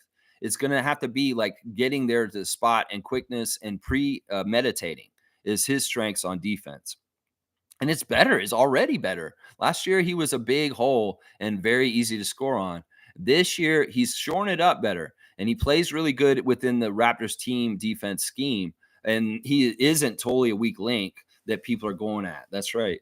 Smooth saying, fiercely, I think Trent Jr. is being used as a spot up shooter with the Bucks. Well, I feel like this is more of what he did for us last year. That's all this is. Seriously. So Fiercely saying, thanks for explaining the tunnel access, Lex, and thank you, Smooth. Yeah, that's just a specific thing they do in Orlando. It's a really weird situation, and this kind of stuff has happened there before, like this, because that is very access oriented, especially with the visitors walking through there in their arena. It's very weird. Wayne saying, Lex, let's talk about our bench matchups. How many rookies do they have? What's their stats like? Denver lost in the playoffs last year due to a lack of depth. If our bench is better, we win. Well, this is what I'm saying. Kind of like with Philadelphia on Friday, they did not have an overall better team than us. We out-teamed them, as Nick Nurse put after the game in the press conference, that we had the better overall team, deeper. And it was something that I alluded to in the morning preview, that this is how we could beat Philadelphia, is by out-talenting them throughout the whole roster. And that's what happened. And in some ways, we can mimic this tonight against their team. Now, Jokic could be the best player on the court, but if we neutralize pretty much the whole rest of the Nuggets team, we have a good shot to win. Jokic got 41. He got a triple-double in the first game, but it doesn't matter. They still are 0-2. So that's what we got to think about. And, obviously, if we can stop Jamal Murray from going off, that'll help a lot. And if Aaron Gordon and Michael Porter Jr. continue to shoot such a poor shooting percentage like they have so far this year, that'll help also. So in some ways, we need to keep their field goal percentage down. They're not getting into their season yet with like hot shooting at all, and we need to continue that trend for them tonight. And that's that. If we can keep, we don't want them feeling good. We don't want to give them any kind of good vibes at any point.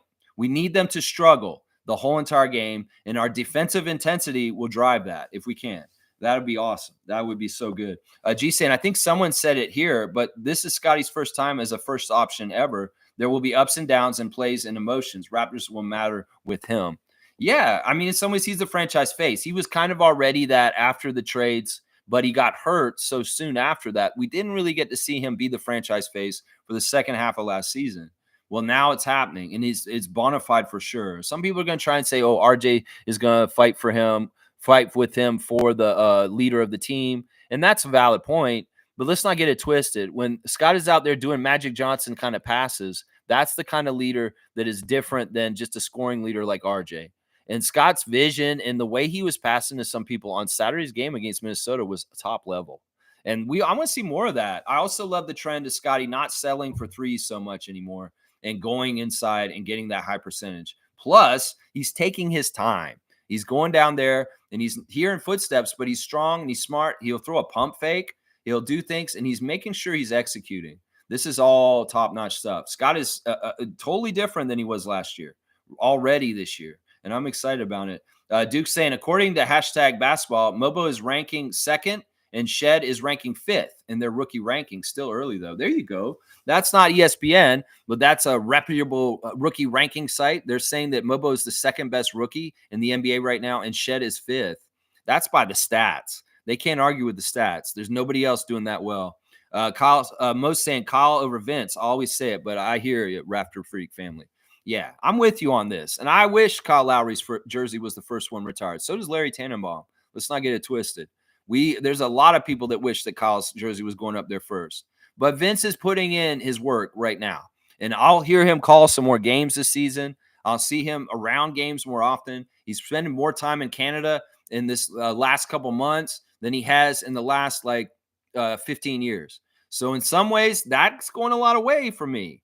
Because in some ways I was like, Vince, you do not honor your legacy with the Toronto Raptors. Why should we honor your legacy with the Toronto Raptors? Well, he's honoring his legacy with the Toronto Raptors now. And in some ways, I'm all about healing old wounds. I'm not this kind of guy who wants to hold a grudge against one of the most iconic players in our history. I do kind of like, but now I'm warming up. I really am. And if I hear Alvin Williams bust on him some more in the live broadcast, that'll go even further. So, Alvin, keep coming up with zingers for old Vince in the broadcast booth. That makes it easier for me to like him more because he's getting roasted by you, Boogie. That's what I'm all about. That's right. Cool Cat saying, Lex, I move all the players to the positions and utilities and then move to bench who are not playing. So I have to click start players button still. I'm not sure what you're doing, Cool Cat. I would say this: just continue to do stuff with the interface and pay close attention until you figure out exactly what you're doing. Let me go look at your team close up really fast, and I'll tell you what happened yesterday because none of your players played yesterday. It's serious. None of them did.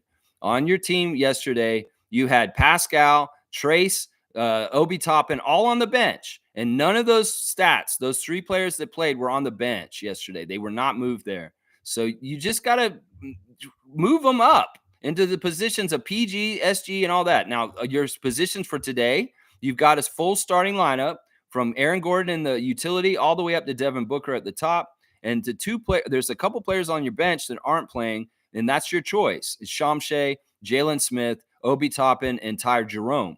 But yeah, and then I can click to Tuesday, and we'll look at your Tuesday group. And yes, you've got all three players that would be playing on Tuesday are in on the lineup, so they will play then. You just got to go each day of the week going down. Okay, it looks like you got your lineup set up pretty good for Wednesday, except you've got Siakam on the bench. You might want to put Siakam in for one of your other players that are up there. So it's just managing the team, Cool Cat. You got to manage it. You got to move players up and down. Sunday, you lost everything that Siakam did on Sunday. Did not go towards your totals. And you got to do it every day. Now, if you want to do it for the whole week on the first, set them all up. As long as you don't make any changes, it won't change anything later, just so you know. Carlos saying, can we instead talk about how Darko is empowering these rookies to play at a high level? Exactly. Can we talk about how he's given our team confidence in a shaky rebuilding time? Can we talk about how he cultivated and caused so much good connection and energy and playing for each other kind of stuff that's going on right now? Can we talk about how Darko has got everybody on the right page in their mindset about exactly what we're doing here, and that even if we fail, these guys are not going to be getting down because they understand the plan? I can go on and on about this. Nick Nurse was not a player's coach. Nick Nurse was a tactician, taskmaster. He is not friendly to players. In some ways, he's an asshole. And Darko is the exact opposite. This is a dude that I bet that Scotty Barnes could call at 4 a.m. and Darko would pick up the phone and say, "What's wrong, Scotty? I need to talk to you, coach." And he would be there for him. Darko is more like Popovich in some ways, and let's talk him up. How about that?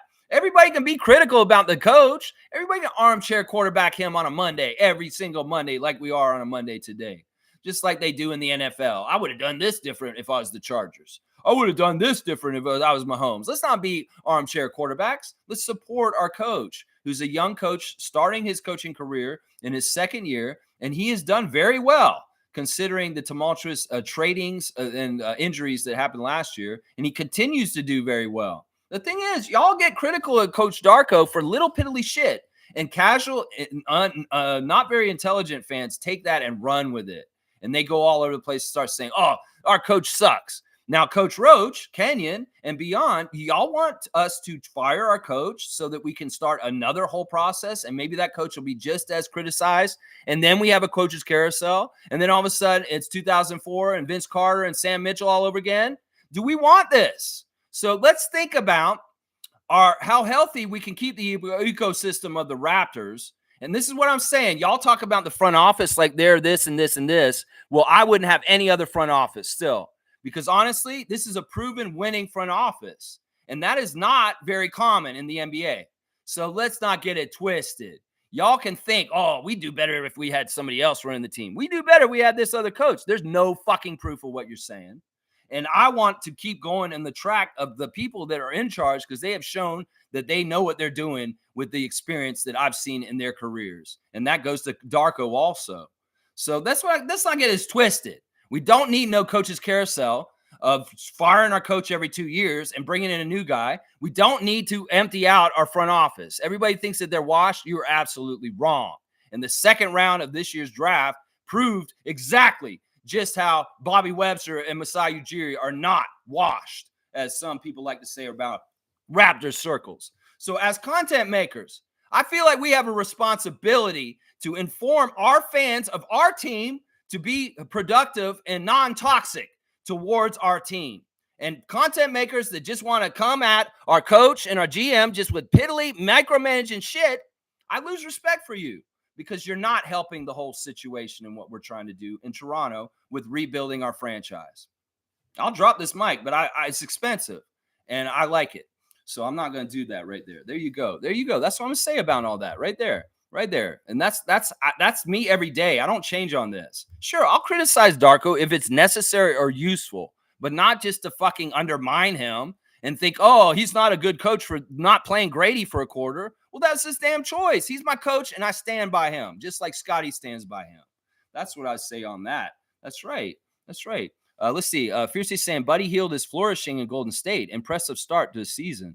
Yeah, that's a great place for him. It's kind of the jokes between him and Steph Curry as far as being two of the greatest shooters in recent times in the league are getting to play together. Yeah, I'm glad that Buddy Hield went to Golden State in some ways. I did not want him on the Sixers any longer. That was no. I don't need him on that team. So I'm very happy he's out in Golden State. Let's just put it that way. Cool Cat saying Sixers front office bench is worse because of new contract. Embiid, Maxey need to get paid, so had to move salaries to avoid going. Yeah, but who's consulting with them about what are the players you want to bring in? I love Caleb Martin. Caleb Martin from Miami. He's a fighter. He got in a fight with Koloko a couple of years ago when I was coaching the Raptors. You should go get him. Yeah. Don't get it twisted. Nick Nurse has a say in what they're doing in Philadelphia. And honestly, we could look at the track record of the Sixers in just 1 year of Nick and going worse with their team build. And yeah, if Daryl Morey's trying to kiss Nick's ass and give him what he wants, he's probably building the team and what Nick's saying he wants. And honestly, I would say the same damn thing about the Raptors' decline since their championship year, that Nick Nurse came in as a coach after Casey. Casey was talking to them about what he wanted before that, and they were building it up to the championship. We got the championship partly on Casey's building up of the years before. Nick came in and took the spoils at the end, and then the team went shit after that. Well, why couldn't I portend if, Masai and Bobby were there the whole time and they built the team up to the championship? They must be good at their GM job. If they're talking to coach and the coach comes in and says, I want these players. I want Stanley Johnson. I want Malachi Flynn. I'm telling you, Masai, Malachi Flynn, he's going to be great. We should draft him. Okay, Nick, you want to get Malachi Flynn? We'll get Malachi Flynn. I mean, that would make sense. Why the fuck did Nick play Malachi Flynn so much the last couple of years? He was such a washed up player and shitty. Nick didn't have to play Malachi. He wanted to. And then even Merrick Flynn got mad at him. He's like, he put him in the nursery. But he was still playing him regularly when I was like, why the fuck are you playing him, Nick? Why are you playing him over other players I think would do way better than Malachi? So something's not adding up with Cool Cat's logic here about things. And I can look at timelines and say, Bobby and Masai built up the team with Dwayne Casey from 2014 to the championship in 2019. Nick Nurse took over, and the team declined ever since after that. Maybe the NBA was stealing players from us like Kawhi Leonard. But also, Nick Nurse would probably get consulted on players he'd like, Aaron Baines could come in, and he could be our center on the cheap, Masai. I don't know. I don't know who to blame on that shit. Y'all can blame Masai and Bobby if you want, but the track record ahead of Nick Nurse shows that they were making good decisions. And I would say that the track record since Nick Nurse left, they are making better decisions now. So that's what I'm going to say about this. This is where I stand on this. Seriously, I'll blame Nick Nurse all day for the decline of the Raptors since the championship. Seriously, I'll blame him every day for that. That's right. Trevor's saying Yankees down 2-0. Where's the New York City guy, Milbester? You may be sick with it right now. His team is down. I'm very happy the Dodgers are winning. Fuck the Yankees. And go LA. Get that championship. You bought it with Ohtani. You go Magic Johnson and get that World Series championship, Magic. That's right. I love Irvin Johnson, and he's a part owner of the Dodgers, and that's a good thing. Most saying W Stream, W Vibes. Go Raptors for life. Keep at it always, Lex. Good times. Raptor Free Cruise, strong forever. I'm forever bringing the energy, and I appreciate that. You do it again tonight, please. Yeah. Cool Cat saying, Lex, you forget Nick Nurse's interview where he was stating the players are not quality. Front office and coach Nurse fell out. We know he didn't like Flynn, etc. Starters sit and we lose leads in 3 minutes. Look, I'm going to say this once again. Nick Nurse lost to us on Friday because of his coaching philosophy. He plays too much of the starters and he doesn't let the bench get any development. In some ways, I'm glad Nick's gone. I'm glad he's gone. I'm not going to stand up for him. I don't understand why y'all are standing up for him today. Seriously. In some ways, you shouldn't, because he honestly ran our team in the ground in a lot of ways as the coach. Seriously, I'm going to keep saying that. You can go ahead and blame the front office, Cool Cat, but is that productive? Is that useful? No, it's not. And honestly, we're doing better since Nick left. Honestly, it doesn't look like it in the wins. It doesn't look like in this way, but that draft this summer and the way that Darko's running this team is way better than the way Nick did. And the vibes on Friday showed it. Paul George looked like he's about to cry sitting on that bench. And Joel Embiid looking like a big dummy there with the process sweatshirt. Yeah, seriously, I wouldn't trade how things happen. They happen this way. Nick wanted out. He got out.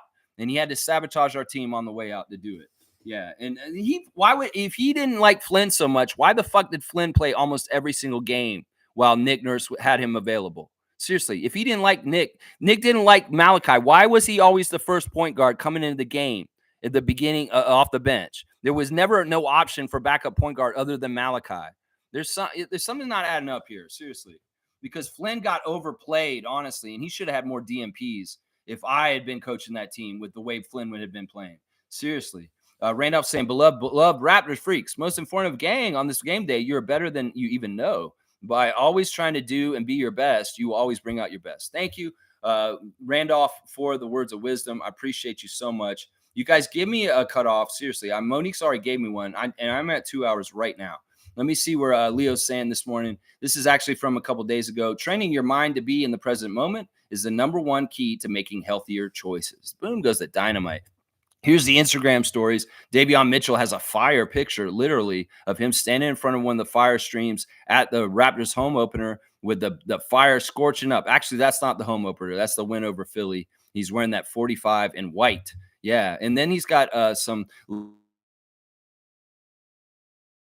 is the one that helps you get the plan. Just get out of the way and let God help you guide your day. I love how religious our team is right now. Norman Powell is embracing being the go-to guy for the Clippers right now. He's feeling it right now.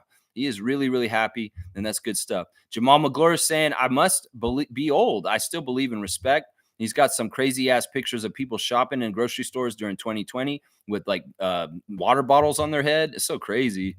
He's also down in Miami yesterday for the unveiling of the Dwayne Wade statue, and he's got the Miami Vice theme playing over it with him. And, of course, Dwayne Wade was wearing, like, a white tuxedo, like he was James Bond, and they did a whole James Bond motif during the ceremony down there. Siakam and his stories are so cool. So many stories Siakam's got up there of his teammates warming up against the Sixers yesterday. And then we see the embrace of him and Rico Hines, and then the embrace of him and Kyle Lowry joking around and having a good time. I love seeing those guys together. Kyle Lowry, my vet, is what Siakam's calling him. And, yeah, it's too bad you guys didn't win.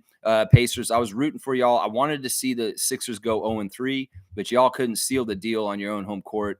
Rick Carlisle, man, figure it out and get Siakam the ball. Seriously, do that. All right, let's see. Grady Dick still celebrating his career game from Saturday.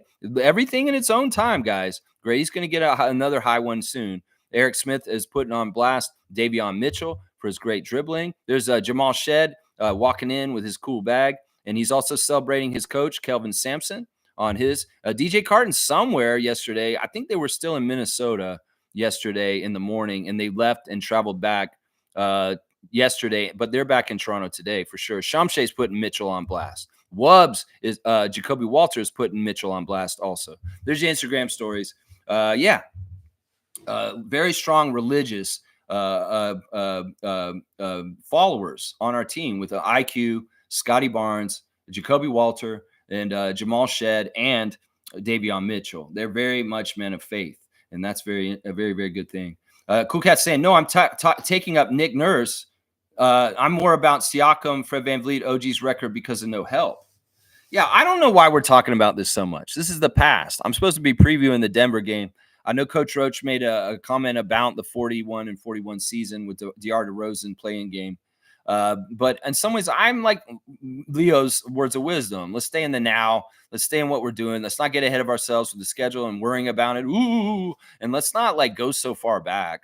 In some ways, rehashing all this Nick Nurse stuff today is unnecessary.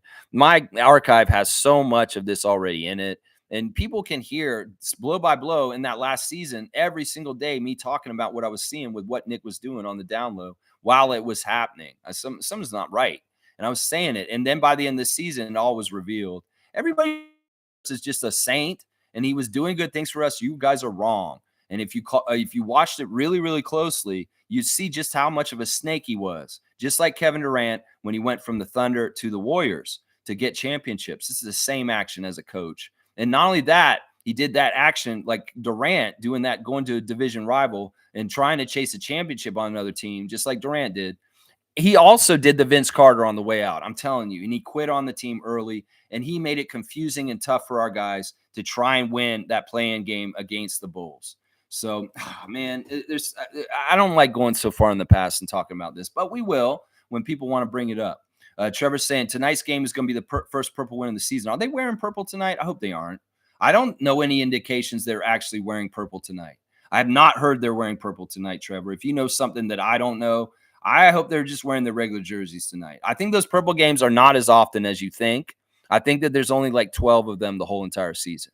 So you think about it, there's 41 home games. Only 12 of them will be wearing purple. So I honestly hope they're not wearing purple tonight. And if they do and they lose, I'm going to blame the jerseys, just like I did on opening night. Yeah. HC saying we need RJ in the lineup ASAP. I agree. Feel like he's actually our leader and going to help a whole bunch for the season. He's one of our leaders. And once again, we don't have to like diss Scott to prop up RJ. They're both leaders. They're both respected, and they both do quality things in leader ways to help our team. And maybe RJ will be the scoring leader, and maybe Scott will be the vocal leader, or maybe even he will be the scoring leader. It's all wide open, and it's allowable for any of the barbecue members to be the leader on any given night. IQ is a very strong top leader also.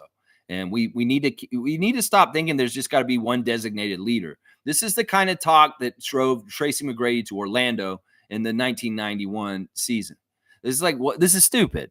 They can coexist on the same team. So I don't like this whole like trying to designate one leader guy. This has been going on too much this summer and already. I love RJ. I love Scotty. And there's enough leadership that for everybody to do a bit of it.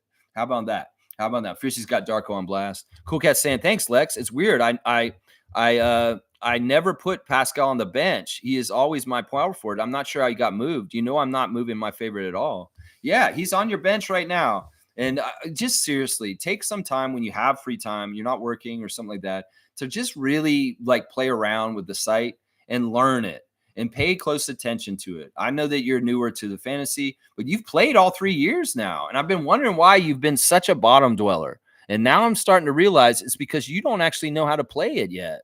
This is you got to get this figured out, Cool Cat. I love you, and I know you're going to get it figured out, Coach.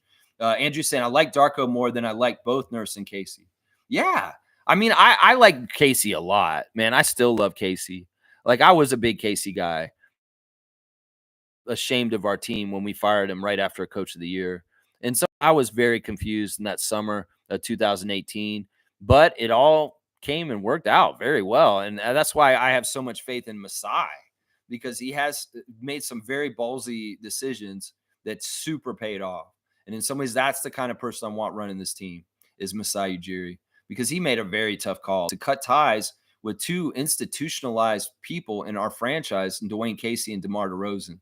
And that was not easy in any kind of way. It's a huge gamble, a huge, huge gamble. I like Darko's personality in some ways, but I like Casey a lot too. I like Nurse too. Let's not get it twisted. I've dissed Nurse a lot, and he has done things that are fucked up.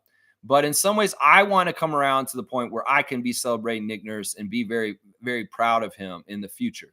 But I don't want him to ever get another championship. I want him to win the one with us, and that is it. I never, ever want to see him win another ring. Because in some ways, it's not good for our franchise, guys. I'm going to say this right now. It's not good if Kyle Lowry gets another ring. It's good if Pascal does. But it's not good if Kyle does in Philadelphia with Nick Nurse. It's just not a good thing because it'll cloud and it'll water down our championship. So none of the Raptors fans should want Nick Nurse to ever win again because it'll water down our championship, seriously. and it's not something we should ever wish for. So fuck Nick, and I hope he loses for the rest of his career. As long as he's coaching Joel Embiid, he will lose, and he will never win a championship with Joel Embiid. I know that. Yeah. David's saying if you drop a player or pick up a player, it resets your lineups. Yeah. You need to just make sure you got it set and right, and then leave it alone in some ways. David, that's a great advice. Thank you, Commissioner of Trivia, David Saborn. Fiercely saying, hang in there, cool cat. I was struggling with fantasy as well at first. Just need practice. I just admit I now prefer the ESPN platform to Lex. I prefer the Yahoo, and it's probably because the ESPN one is it's different. They're both different. I've historically loved the Yahoo one. That's the one I've used more over time, and I prefer not to use ESPN. And the only reason why we use ESPN is because the WNBA is not offered anywhere else, and that's the only reason why. I don't know. In some ways, I still feel like Yahoo has the superior product. ESPN's weird. ESPN's weird. Tristan's here. Good to see Raptor Freak Tristan. Looking forward to seeing us healthy. There you go, Tristan. Always good to see Tristan in the chat. Fiercely saying, I said this already. I see us being like OKC. We'll be in a different position next year with the same squad, building on chemistry, camaraderie, work ethic, and positive vibes. Yeah. I'm all about that. I mean, the vibes in OKC have been so awesome. They took that picture with Giddey when they played the Bulls recently, and he's still involved in their group and being in their cool little picture they do after the game. Yeah, I the vibes that were in Memphis while Darko was still there with Dylan Brooks and all those guys were immaculate. And in some ways, we're seeing that recreated up here right now. Don't get it twisted. These guys are having fun playing together, even if they're taking losses on the Raptors. And they're getting better. That's right. Cool Cat saying, oh, thanks, David. So when I'm setting my team and screwing it up instead, my view is wrong then because I thought I'm setting up my team in advance. Yeah, either way, you just got to check and double check. In fact, I usually do this, Cool Cat, every day around 6:30. I go and check and make sure I'm not missing something because that's right before all the games start. So you want to do it before the games start and get your lineup set and make sure it's okay. David's saying you are, but if you make a roster move, it will reset. Yeah. You'll figure it out. It's just trial and error and just taking some time to really learn the interface. Fiercely saying Nick Nurse winning and whining and dining in Bozo just for him to sit out. Trust the process. Yeah. I'm just so happy we finally beat Nick, and I'll take it. Honestly, I wanted Darko to get a win over him as soon as possible, and he did. He finally did this year. He didn't get it last year, but he finally got it this year. Tristan saying Milbester. He's laughing at Milbester. Yeah, I don't know where he's been. He's probably too busy watching New York sports with the Liberty and the Yankees and the Knicks being back. And who knows if he's watching football too. Who knows? But Milbester has not been here recently. Wayne saying Raptors freaks have passed on the idea of critiquing Coach Darko. Our focus is on development, team cohesion, and manifesting talent. It's your attitude, not your aptitude, that determines your altitude. I love that. I've heard that statement before somewhere. I think I heard that in grade school from a teacher. I've heard about that. And it's funny you bring up the word altitude on the day we're playing the Denver Nuggets. Yeah. This is true. There's so much critique and noise about our front office and coach. This is just not a space for it. Because we understand that, like, look, everything's a work in progress and we can micromanage all day. In some ways, we get little ego power from, oh, I'm going to say my coach didn't do this or the front office didn't do this. Say, who the fuck are you to tell them how to do their jobs? Because honestly, I have no idea exactly what it's like to coach in the NBA. I have no idea what it's like to be a GM in this league. And a lot of things are conveniently left out in your logic and the way you're thinking about things. There could have been very good reasons for personnel decisions in the Minnesota game for Jonathan Mobo and Grady Dick that we are not privy to. It could very well be that there was something that happened with Grady during the game where he needed to sit for that time. Or maybe they were very cognizant that Jonathan Mobo's biorhythm was something and he couldn't play a full slate of time on Saturday against the Timberwolves too.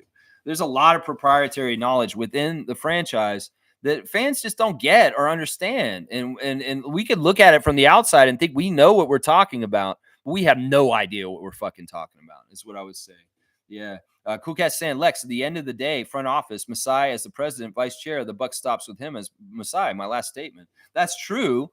But in some ways, you've got to understand that they're a collective. And he's coming and asking, Nick, what do you want? What's on your wish list for this year? Oh, we could get more of this in this department and this department. Let's do this. Vision 6-9 was an interesting idea that failed. And in some ways, I think that Nick Nurse, because of his coaching strategy of defense first and being very frenetic and just hustling and trapping. They built that team for him because of his coaching philosophies, much like they built our team now with passers, big passers, and different kinds of players for Darko and his philosophies. So even if Masai's making the final call and pulling the trigger, and he is the one making the ultimate decision, he's trying to craft a team for that specific personality for their coach. And that's what I was saying. Maybe that's indicting Nick Nurse's coaching philosophies as being failures instead of, what I'm saying. I'm going to go Eddie which way and wriggle this the right way. I'm a spin machine, and I'm spinning for the team and not against it. Yeah, bam, dunk for Wayne. There you go. Yeah, we'll do that, David. I'll listen to David. David is a leader on this channel, and David wants me to give a dunk to Wayne Strainer. We're doing it. 128. You got a 10-pointer, Wayne Strainer. Sergeant at Arms, keeping the order in the house. That's right. Smooth saying Flynn is trash, man. Wasted 2.5 years on that guy. I know. And at what point? Why did we do that? Was it Masai's ego and saying I drafted this guy, he's going to pan out? Was it Nick Nurse still keeping him around and playing him inexplicably? Like, seriously, if he should have gone to the end of the bench and didn't play for a long, long time if he was going to get his act together and kick ass. I was like, we're giving Malachi minutes like crazy. Why? Why are we doing this? Why is Malachi playing so much? He sucks. He's a turnover, and we always lose as soon as he comes in. It's like we could look at the trends and say every time Malachi and Precious were coming in, we're losing. Well, then why were we bringing them in so much? We could have switched that up. Give Jeff Dowtin the backup point guard job for a little while. That's what I'm wondering about right there. David's saying it's amazing we spend so much time talking about Malachi because he was starting to warm up to him near the end. He's like, why are you guys always get mad about Malachi? Because the dichotomy of the contrast between our point guards that are backup for us now and what he was is so stark and so evident. Like Jamal Shed just is like he's such a point guard, and Malachi Flynn is not a point guard. He's a glorified pro-am player, is what he is. He's not a point guard. He never set up anybody with good shit. Not like what I'm seeing from Davion Mitchell and Jamal Shed and DJ Carton right now. And in some ways, these guys wasn't DJ Carton on the team while Malachi was here, and he was ahead of him on the depth chart. That was a mistake. Why weren't we playing DJ Carton over him? I don't think that's right, though. Maybe Malachi wasn't here. No, he was. Because last season, Malachi was on our team until he got traded midway through the season to New York. So in some ways, there were guys that were on our team that should have been ahead of him on the depth chart. And inexplicably, Malachi was the first point guard off the bench the whole time he was here, pretty much. The whole time. Andrew's giving me another cutoff, and I am at 216. Cool Cat saying, for the record, I never say anything negative about our championship group, including Kawhi leaving. I just say thanks to everyone, forever grateful. That's fine. But Nick deserves it. I'm just going to say that. And Kawhi deserves some of the grief I've been giving him recently, too. But you know what? The way that life works out is enough penance for Kawhi Leonard in some ways. And in some ways, it'll hopefully become that way for old Nick at some point, too. We'll see. Thank you, Mo. An emphatic cutoff. David is saying that. David's saying, now smash that commercial button and get out of here. Yeah, I'm not going to do commercials, David. I'm not selling out like that. I know you want me to make more money, but I don't want y'all to sit in here and wait for me to come on and have to watch a bunch of commercials. I honestly don't want to do that. It cheapens me on I have principles. And in some ways that goes against my principle. In some ways, I'll never do it, David. I know you suggested this to me like a year or so ago, a long time ago, and I still haven't wanted to do it. I don't want to do it now either. I mean, I know it would bring more revenue to my channel, but that's not the goal of this channel. I'm not trying to make money off this channel as much or like make as much profits as possible. That's not what I'm doing here. That's not what I'm doing here. I'm here as a service to Raptors Nation and trying to be a positive force and keeping us less toxic as a fan nation and to inform everybody, like things like the referees tonight and lineup and just sharing the enthusiasm, the passion for the team. That's what I get paid in, is sharing the passion and the love for the team. It's not necessarily ad revenue by running commercials before I go on. You guys have to see that. No, I'm not going to do that. It's just not in the cards. Carlos saying there are also further proof that the development system determines most players' trajectory. That system that Pascal and Fred grew up in was not the same when Flynn and Delano was, and that's on Nick. Exactly. We could give Casey credit in the 905 coaches back then, like Stackhouse, the credit for, the Siakam, Van Vliet, Delight, Jakob Poeltl, Norman Powell cohort that came up through our team and brought us up there. That's not Nurse. Nurse was the assistant coach. Nurse was not the dude. It was Casey. And then the development dried up after the championship, and that's when Nick showed up. That's what I'm going to say right there. Carlos got it right there. Carlos got it. Mugarbe's here. Good to see Mugarbe. It's been a little bit, my good friend Mugarbe. We should not be worried at this point. A lot of good teams are struggling. Yeah, it's just going to be what it is. We're going to do what we're going to do, and I'm all about it. Look at David with all the emoticons. Very interesting. What is that? That's like a volcano. Interesting. Mischief saying Grady looking like a good Gary Trent Jr. replacement. I was wondering about that on Saturday night with Jordan Bolton watching the game, and he's wondering, man, Grady's really filling in for Gary well, and he's more consistent. That's the thing that's the upgrade. Is Gary, we could not be counted on night in, night out to give a certain level of play for the Raptors. But Grady's looking like he is able to do it. And it's partly because even if he's not making shots, he's going to be contributing in hustle play and getting maybe possibly rebounds and getting in passing lanes. But also, if he's not making his threes, he finds other ways to score, like near the basket. And he's even got some nice middies lately where he's dribbling up a little bit and taking some mid-range shots, and they've been effective too. And also the way he gets his shots is way different than Gary.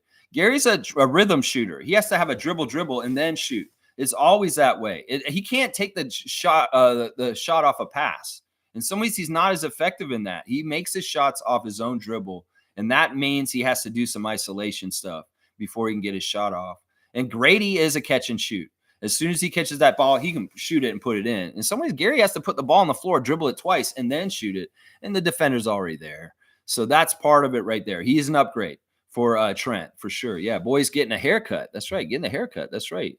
That's right. Mischief's laughing. Cool Cat saying, I'm better on ESPN Fantasy than Yahoo. The logic befuddles me. We'll get you right, Cool Cat, and you'll get competitive soon enough. I believe in you. And I know that you will because you don't want to have no DMPs for Pascal Siakam. No, you don't. No, you don't. Andrew saying, I like Casey as a person, but his offense was so hard to watch. It was so ISO heavy.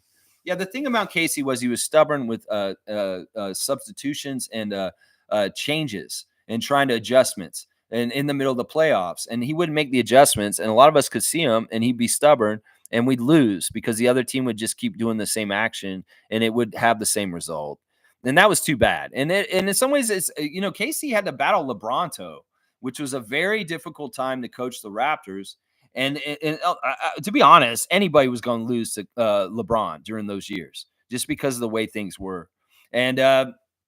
I think Casey did better than anybody else in the Eastern Conference overall. I mean, DeMar said it on a podcast recently. He said, I actually beat LeBron during that period of time a couple times in the playoffs. I bet teams in the Eastern Conference could say, as far as the dominance of LeBron James in the middle of the 2010s.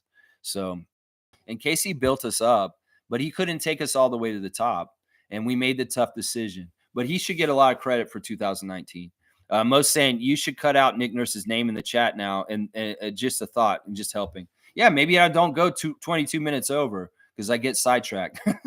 Good luck on your next matchup, Cool Cat. Yeah, Andrew's sitting pretty with a 7-0.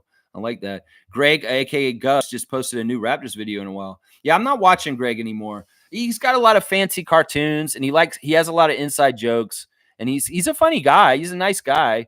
And I've liked Greg in the past, but I'm not going to watch Greg anymore because he's a trade machine channel. And I told everybody recently when he put RJ Barrett in a trade machine and said, yeah, I'm going to trade RJ for this person, it turned me off completely from his channel. I'm like, I was so happy RJ came to our team, and I was so happy he's going to immediately start putting him in a trade machine and say we should trade and flip him this. And I'm like, no, fuck that, Greg. I'm sorry. I'm not finding your content worthwhile. Because you're a lot of bells and whistles. You want to put little cartoon things in there and have your funny little jokes. This isn't Raptors content. In some ways, what I'm doing here, I'm talking about the games. I'm talking about the NBA. I'm talking about stuff. And meanwhile, you're trying to make red sauce jokes, and you're just trying to make jokes about this and that. I don't have time for it. I wish Greg all the best, and I hope his channel continues to grow. And I'm glad he's back at doing it. He took a long hiatus recently. But I have no time to watch his shit because he's going to come out and he's going to do some trade machine bullshit. His best strength is gauging the draft and talking about the players he would draft and stuff. That's the best content he puts out. Most of the other shit he's doing is just garbage, honestly. You can tell him I said that because I'm disappointed in him. He should do better with what he's doing with his content and stop trying to just do bells and whistles and all kinds of cheap gags. Like, I've got a puppet. Yeah. But the puppet is in the center of the show, and you barely ever see him, do you? No, you never see Justin Bieber. But half of what Greg's doing is just cartoons and overlay graphics and just woo and all this stuff. And none of this shit is important or useful. It's just his own ego making crazy shit on the channel. And this guy is kind of that for me. I get it. You go away. You're kind of discontinued. You know that.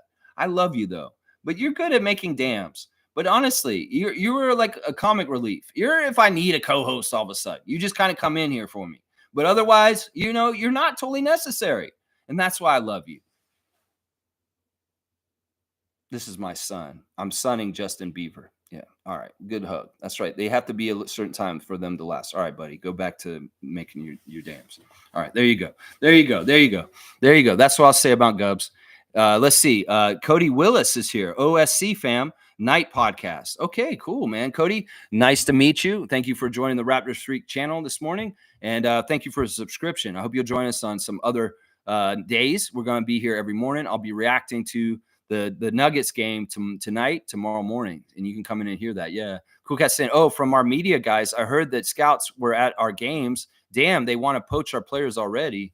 Yeah, that's probably true. You know, a lot of people are very excited about Jamal Shed around the league. But who cares? In some ways, we're going to do what we do. And Masai and Bobby have says. And you know what? These guys are loyal, and they do love Toronto. So there's a lot of things in our factors, in our way, in our side, than there used to be. Let's just put it that way. So we're stronger at retaining our own players than ever, than the whole history of the 30 years of the Raptors. This isn't around Vince Carter time. This isn't around expansion times. This isn't before Masai. Masai's here. And there's a lot of like, hey, this is a great thing going on here. In fact, I would think a lot of the young players on our team do not have designs to try and go to another team. Seriously, I would say that. Yeah. Let's see. Malachi wanted him playing to develop as a part of our bench. Yeah, I know he drafted him, and he was like a person that he named as a mistake in the last year.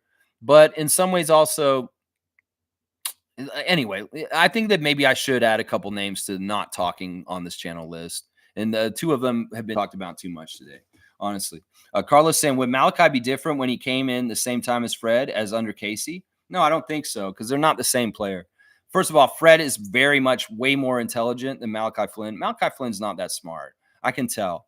He's not a very intelligent dude. If he was, he would have taken his opportunity in the NBA and done more with it. There's certain cerebralness that Fred VanVleet, Jamal Shed, Kyle Lowry have that Malachi Flynn is just not. The IQ's not up there. Let's just put it that way. That's what I would say. Joshua LS. I'm so hyped for these rookies plus Oshai. What's the starting five if everyone's healthy? The starting five, if everyone's healthy, is IQ, Grady Dick, RJ Barrett, Scotty Barnes, and Jakob Poeltl. That's the best starting lineup. And with IQ and RJ probably out again tonight, Davion Mitchell and Oshai will start tonight in their place. Good to see your name. Thanks for the sub, and I hope you'll come back in next time. Yeah. Cool Cat said you've had me laughing like crazy this session. All right. Well, at least you're laughing. I like that. I'm a little annoyed. I will stand for my coach. I will stand for my front office because I'm a Raptors fan, and I believe that if you're a fan, you would want good things for your team. That's what I would say. You prefer a Shed over Davion? Well, the difference between Davion and Shed is 4 years in the league. How about that? And Shed is making too many turnover mistakes still right now. He's very interesting, and I like both of them. Let's not get it twisted. But there is a hierarchy here. And Davion Mitchell had 8 assists and 0 turnovers on Saturday. Meanwhile, Jamal Shed had like 4 assists and like 6 turnovers. So he's got a rookie learning curve.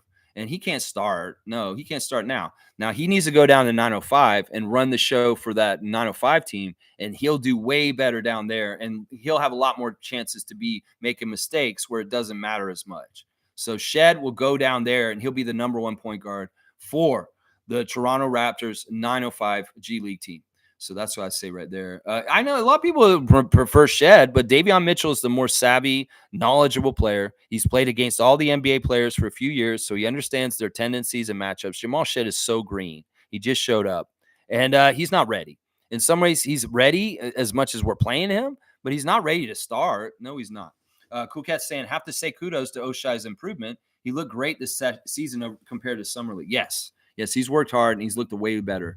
All right, let's go over the last stuff real quick. Once again, injury report. Raptors are saying that Kelly Olynyk is ruled out today. Emmanuel Quickly is doubtful. RJ Barrett is questionable. Bruce Brown and Jacoby Walter are both ruled out. Denver Nuggets are only missing one player, and that is Deron Holmes out, and that's it. Everybody else is available, but they don't really have a very deep bench. So the Raptors could surprise some people and beat the Nuggets tonight. So don't be surprised if you see the Nuggets 0-3 at the end of the night.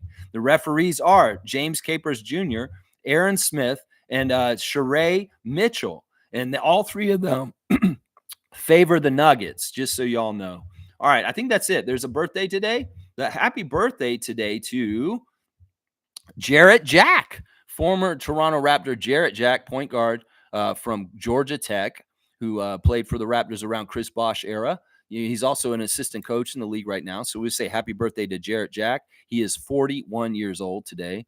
And also a happy, very, very happy birthday to the great coach, Lenny Wilkens, the Hall of Famer in the league, Hall of Fame for also as a coach and a player. He's a Hall of Famer for Raptors, a coach of Insanity. Lenny Wilkens was a player's coach. He's a basketball luminary, and thank God he's still with us, guys.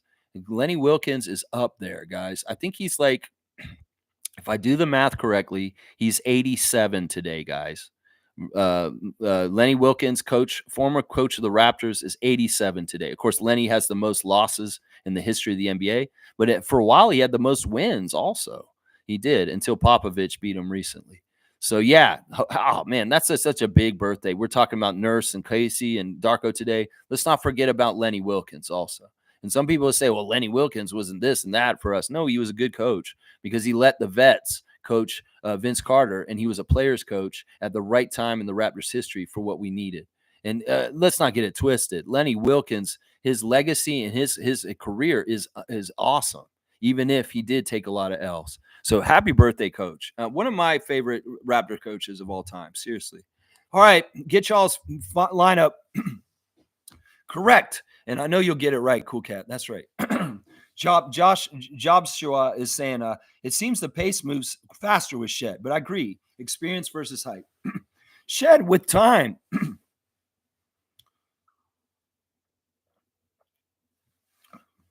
Jamal Shed with time will get his time. It's just the dude's played 3 NBA games now, and that's it. All in due time. It's all an escalator of getting your spot.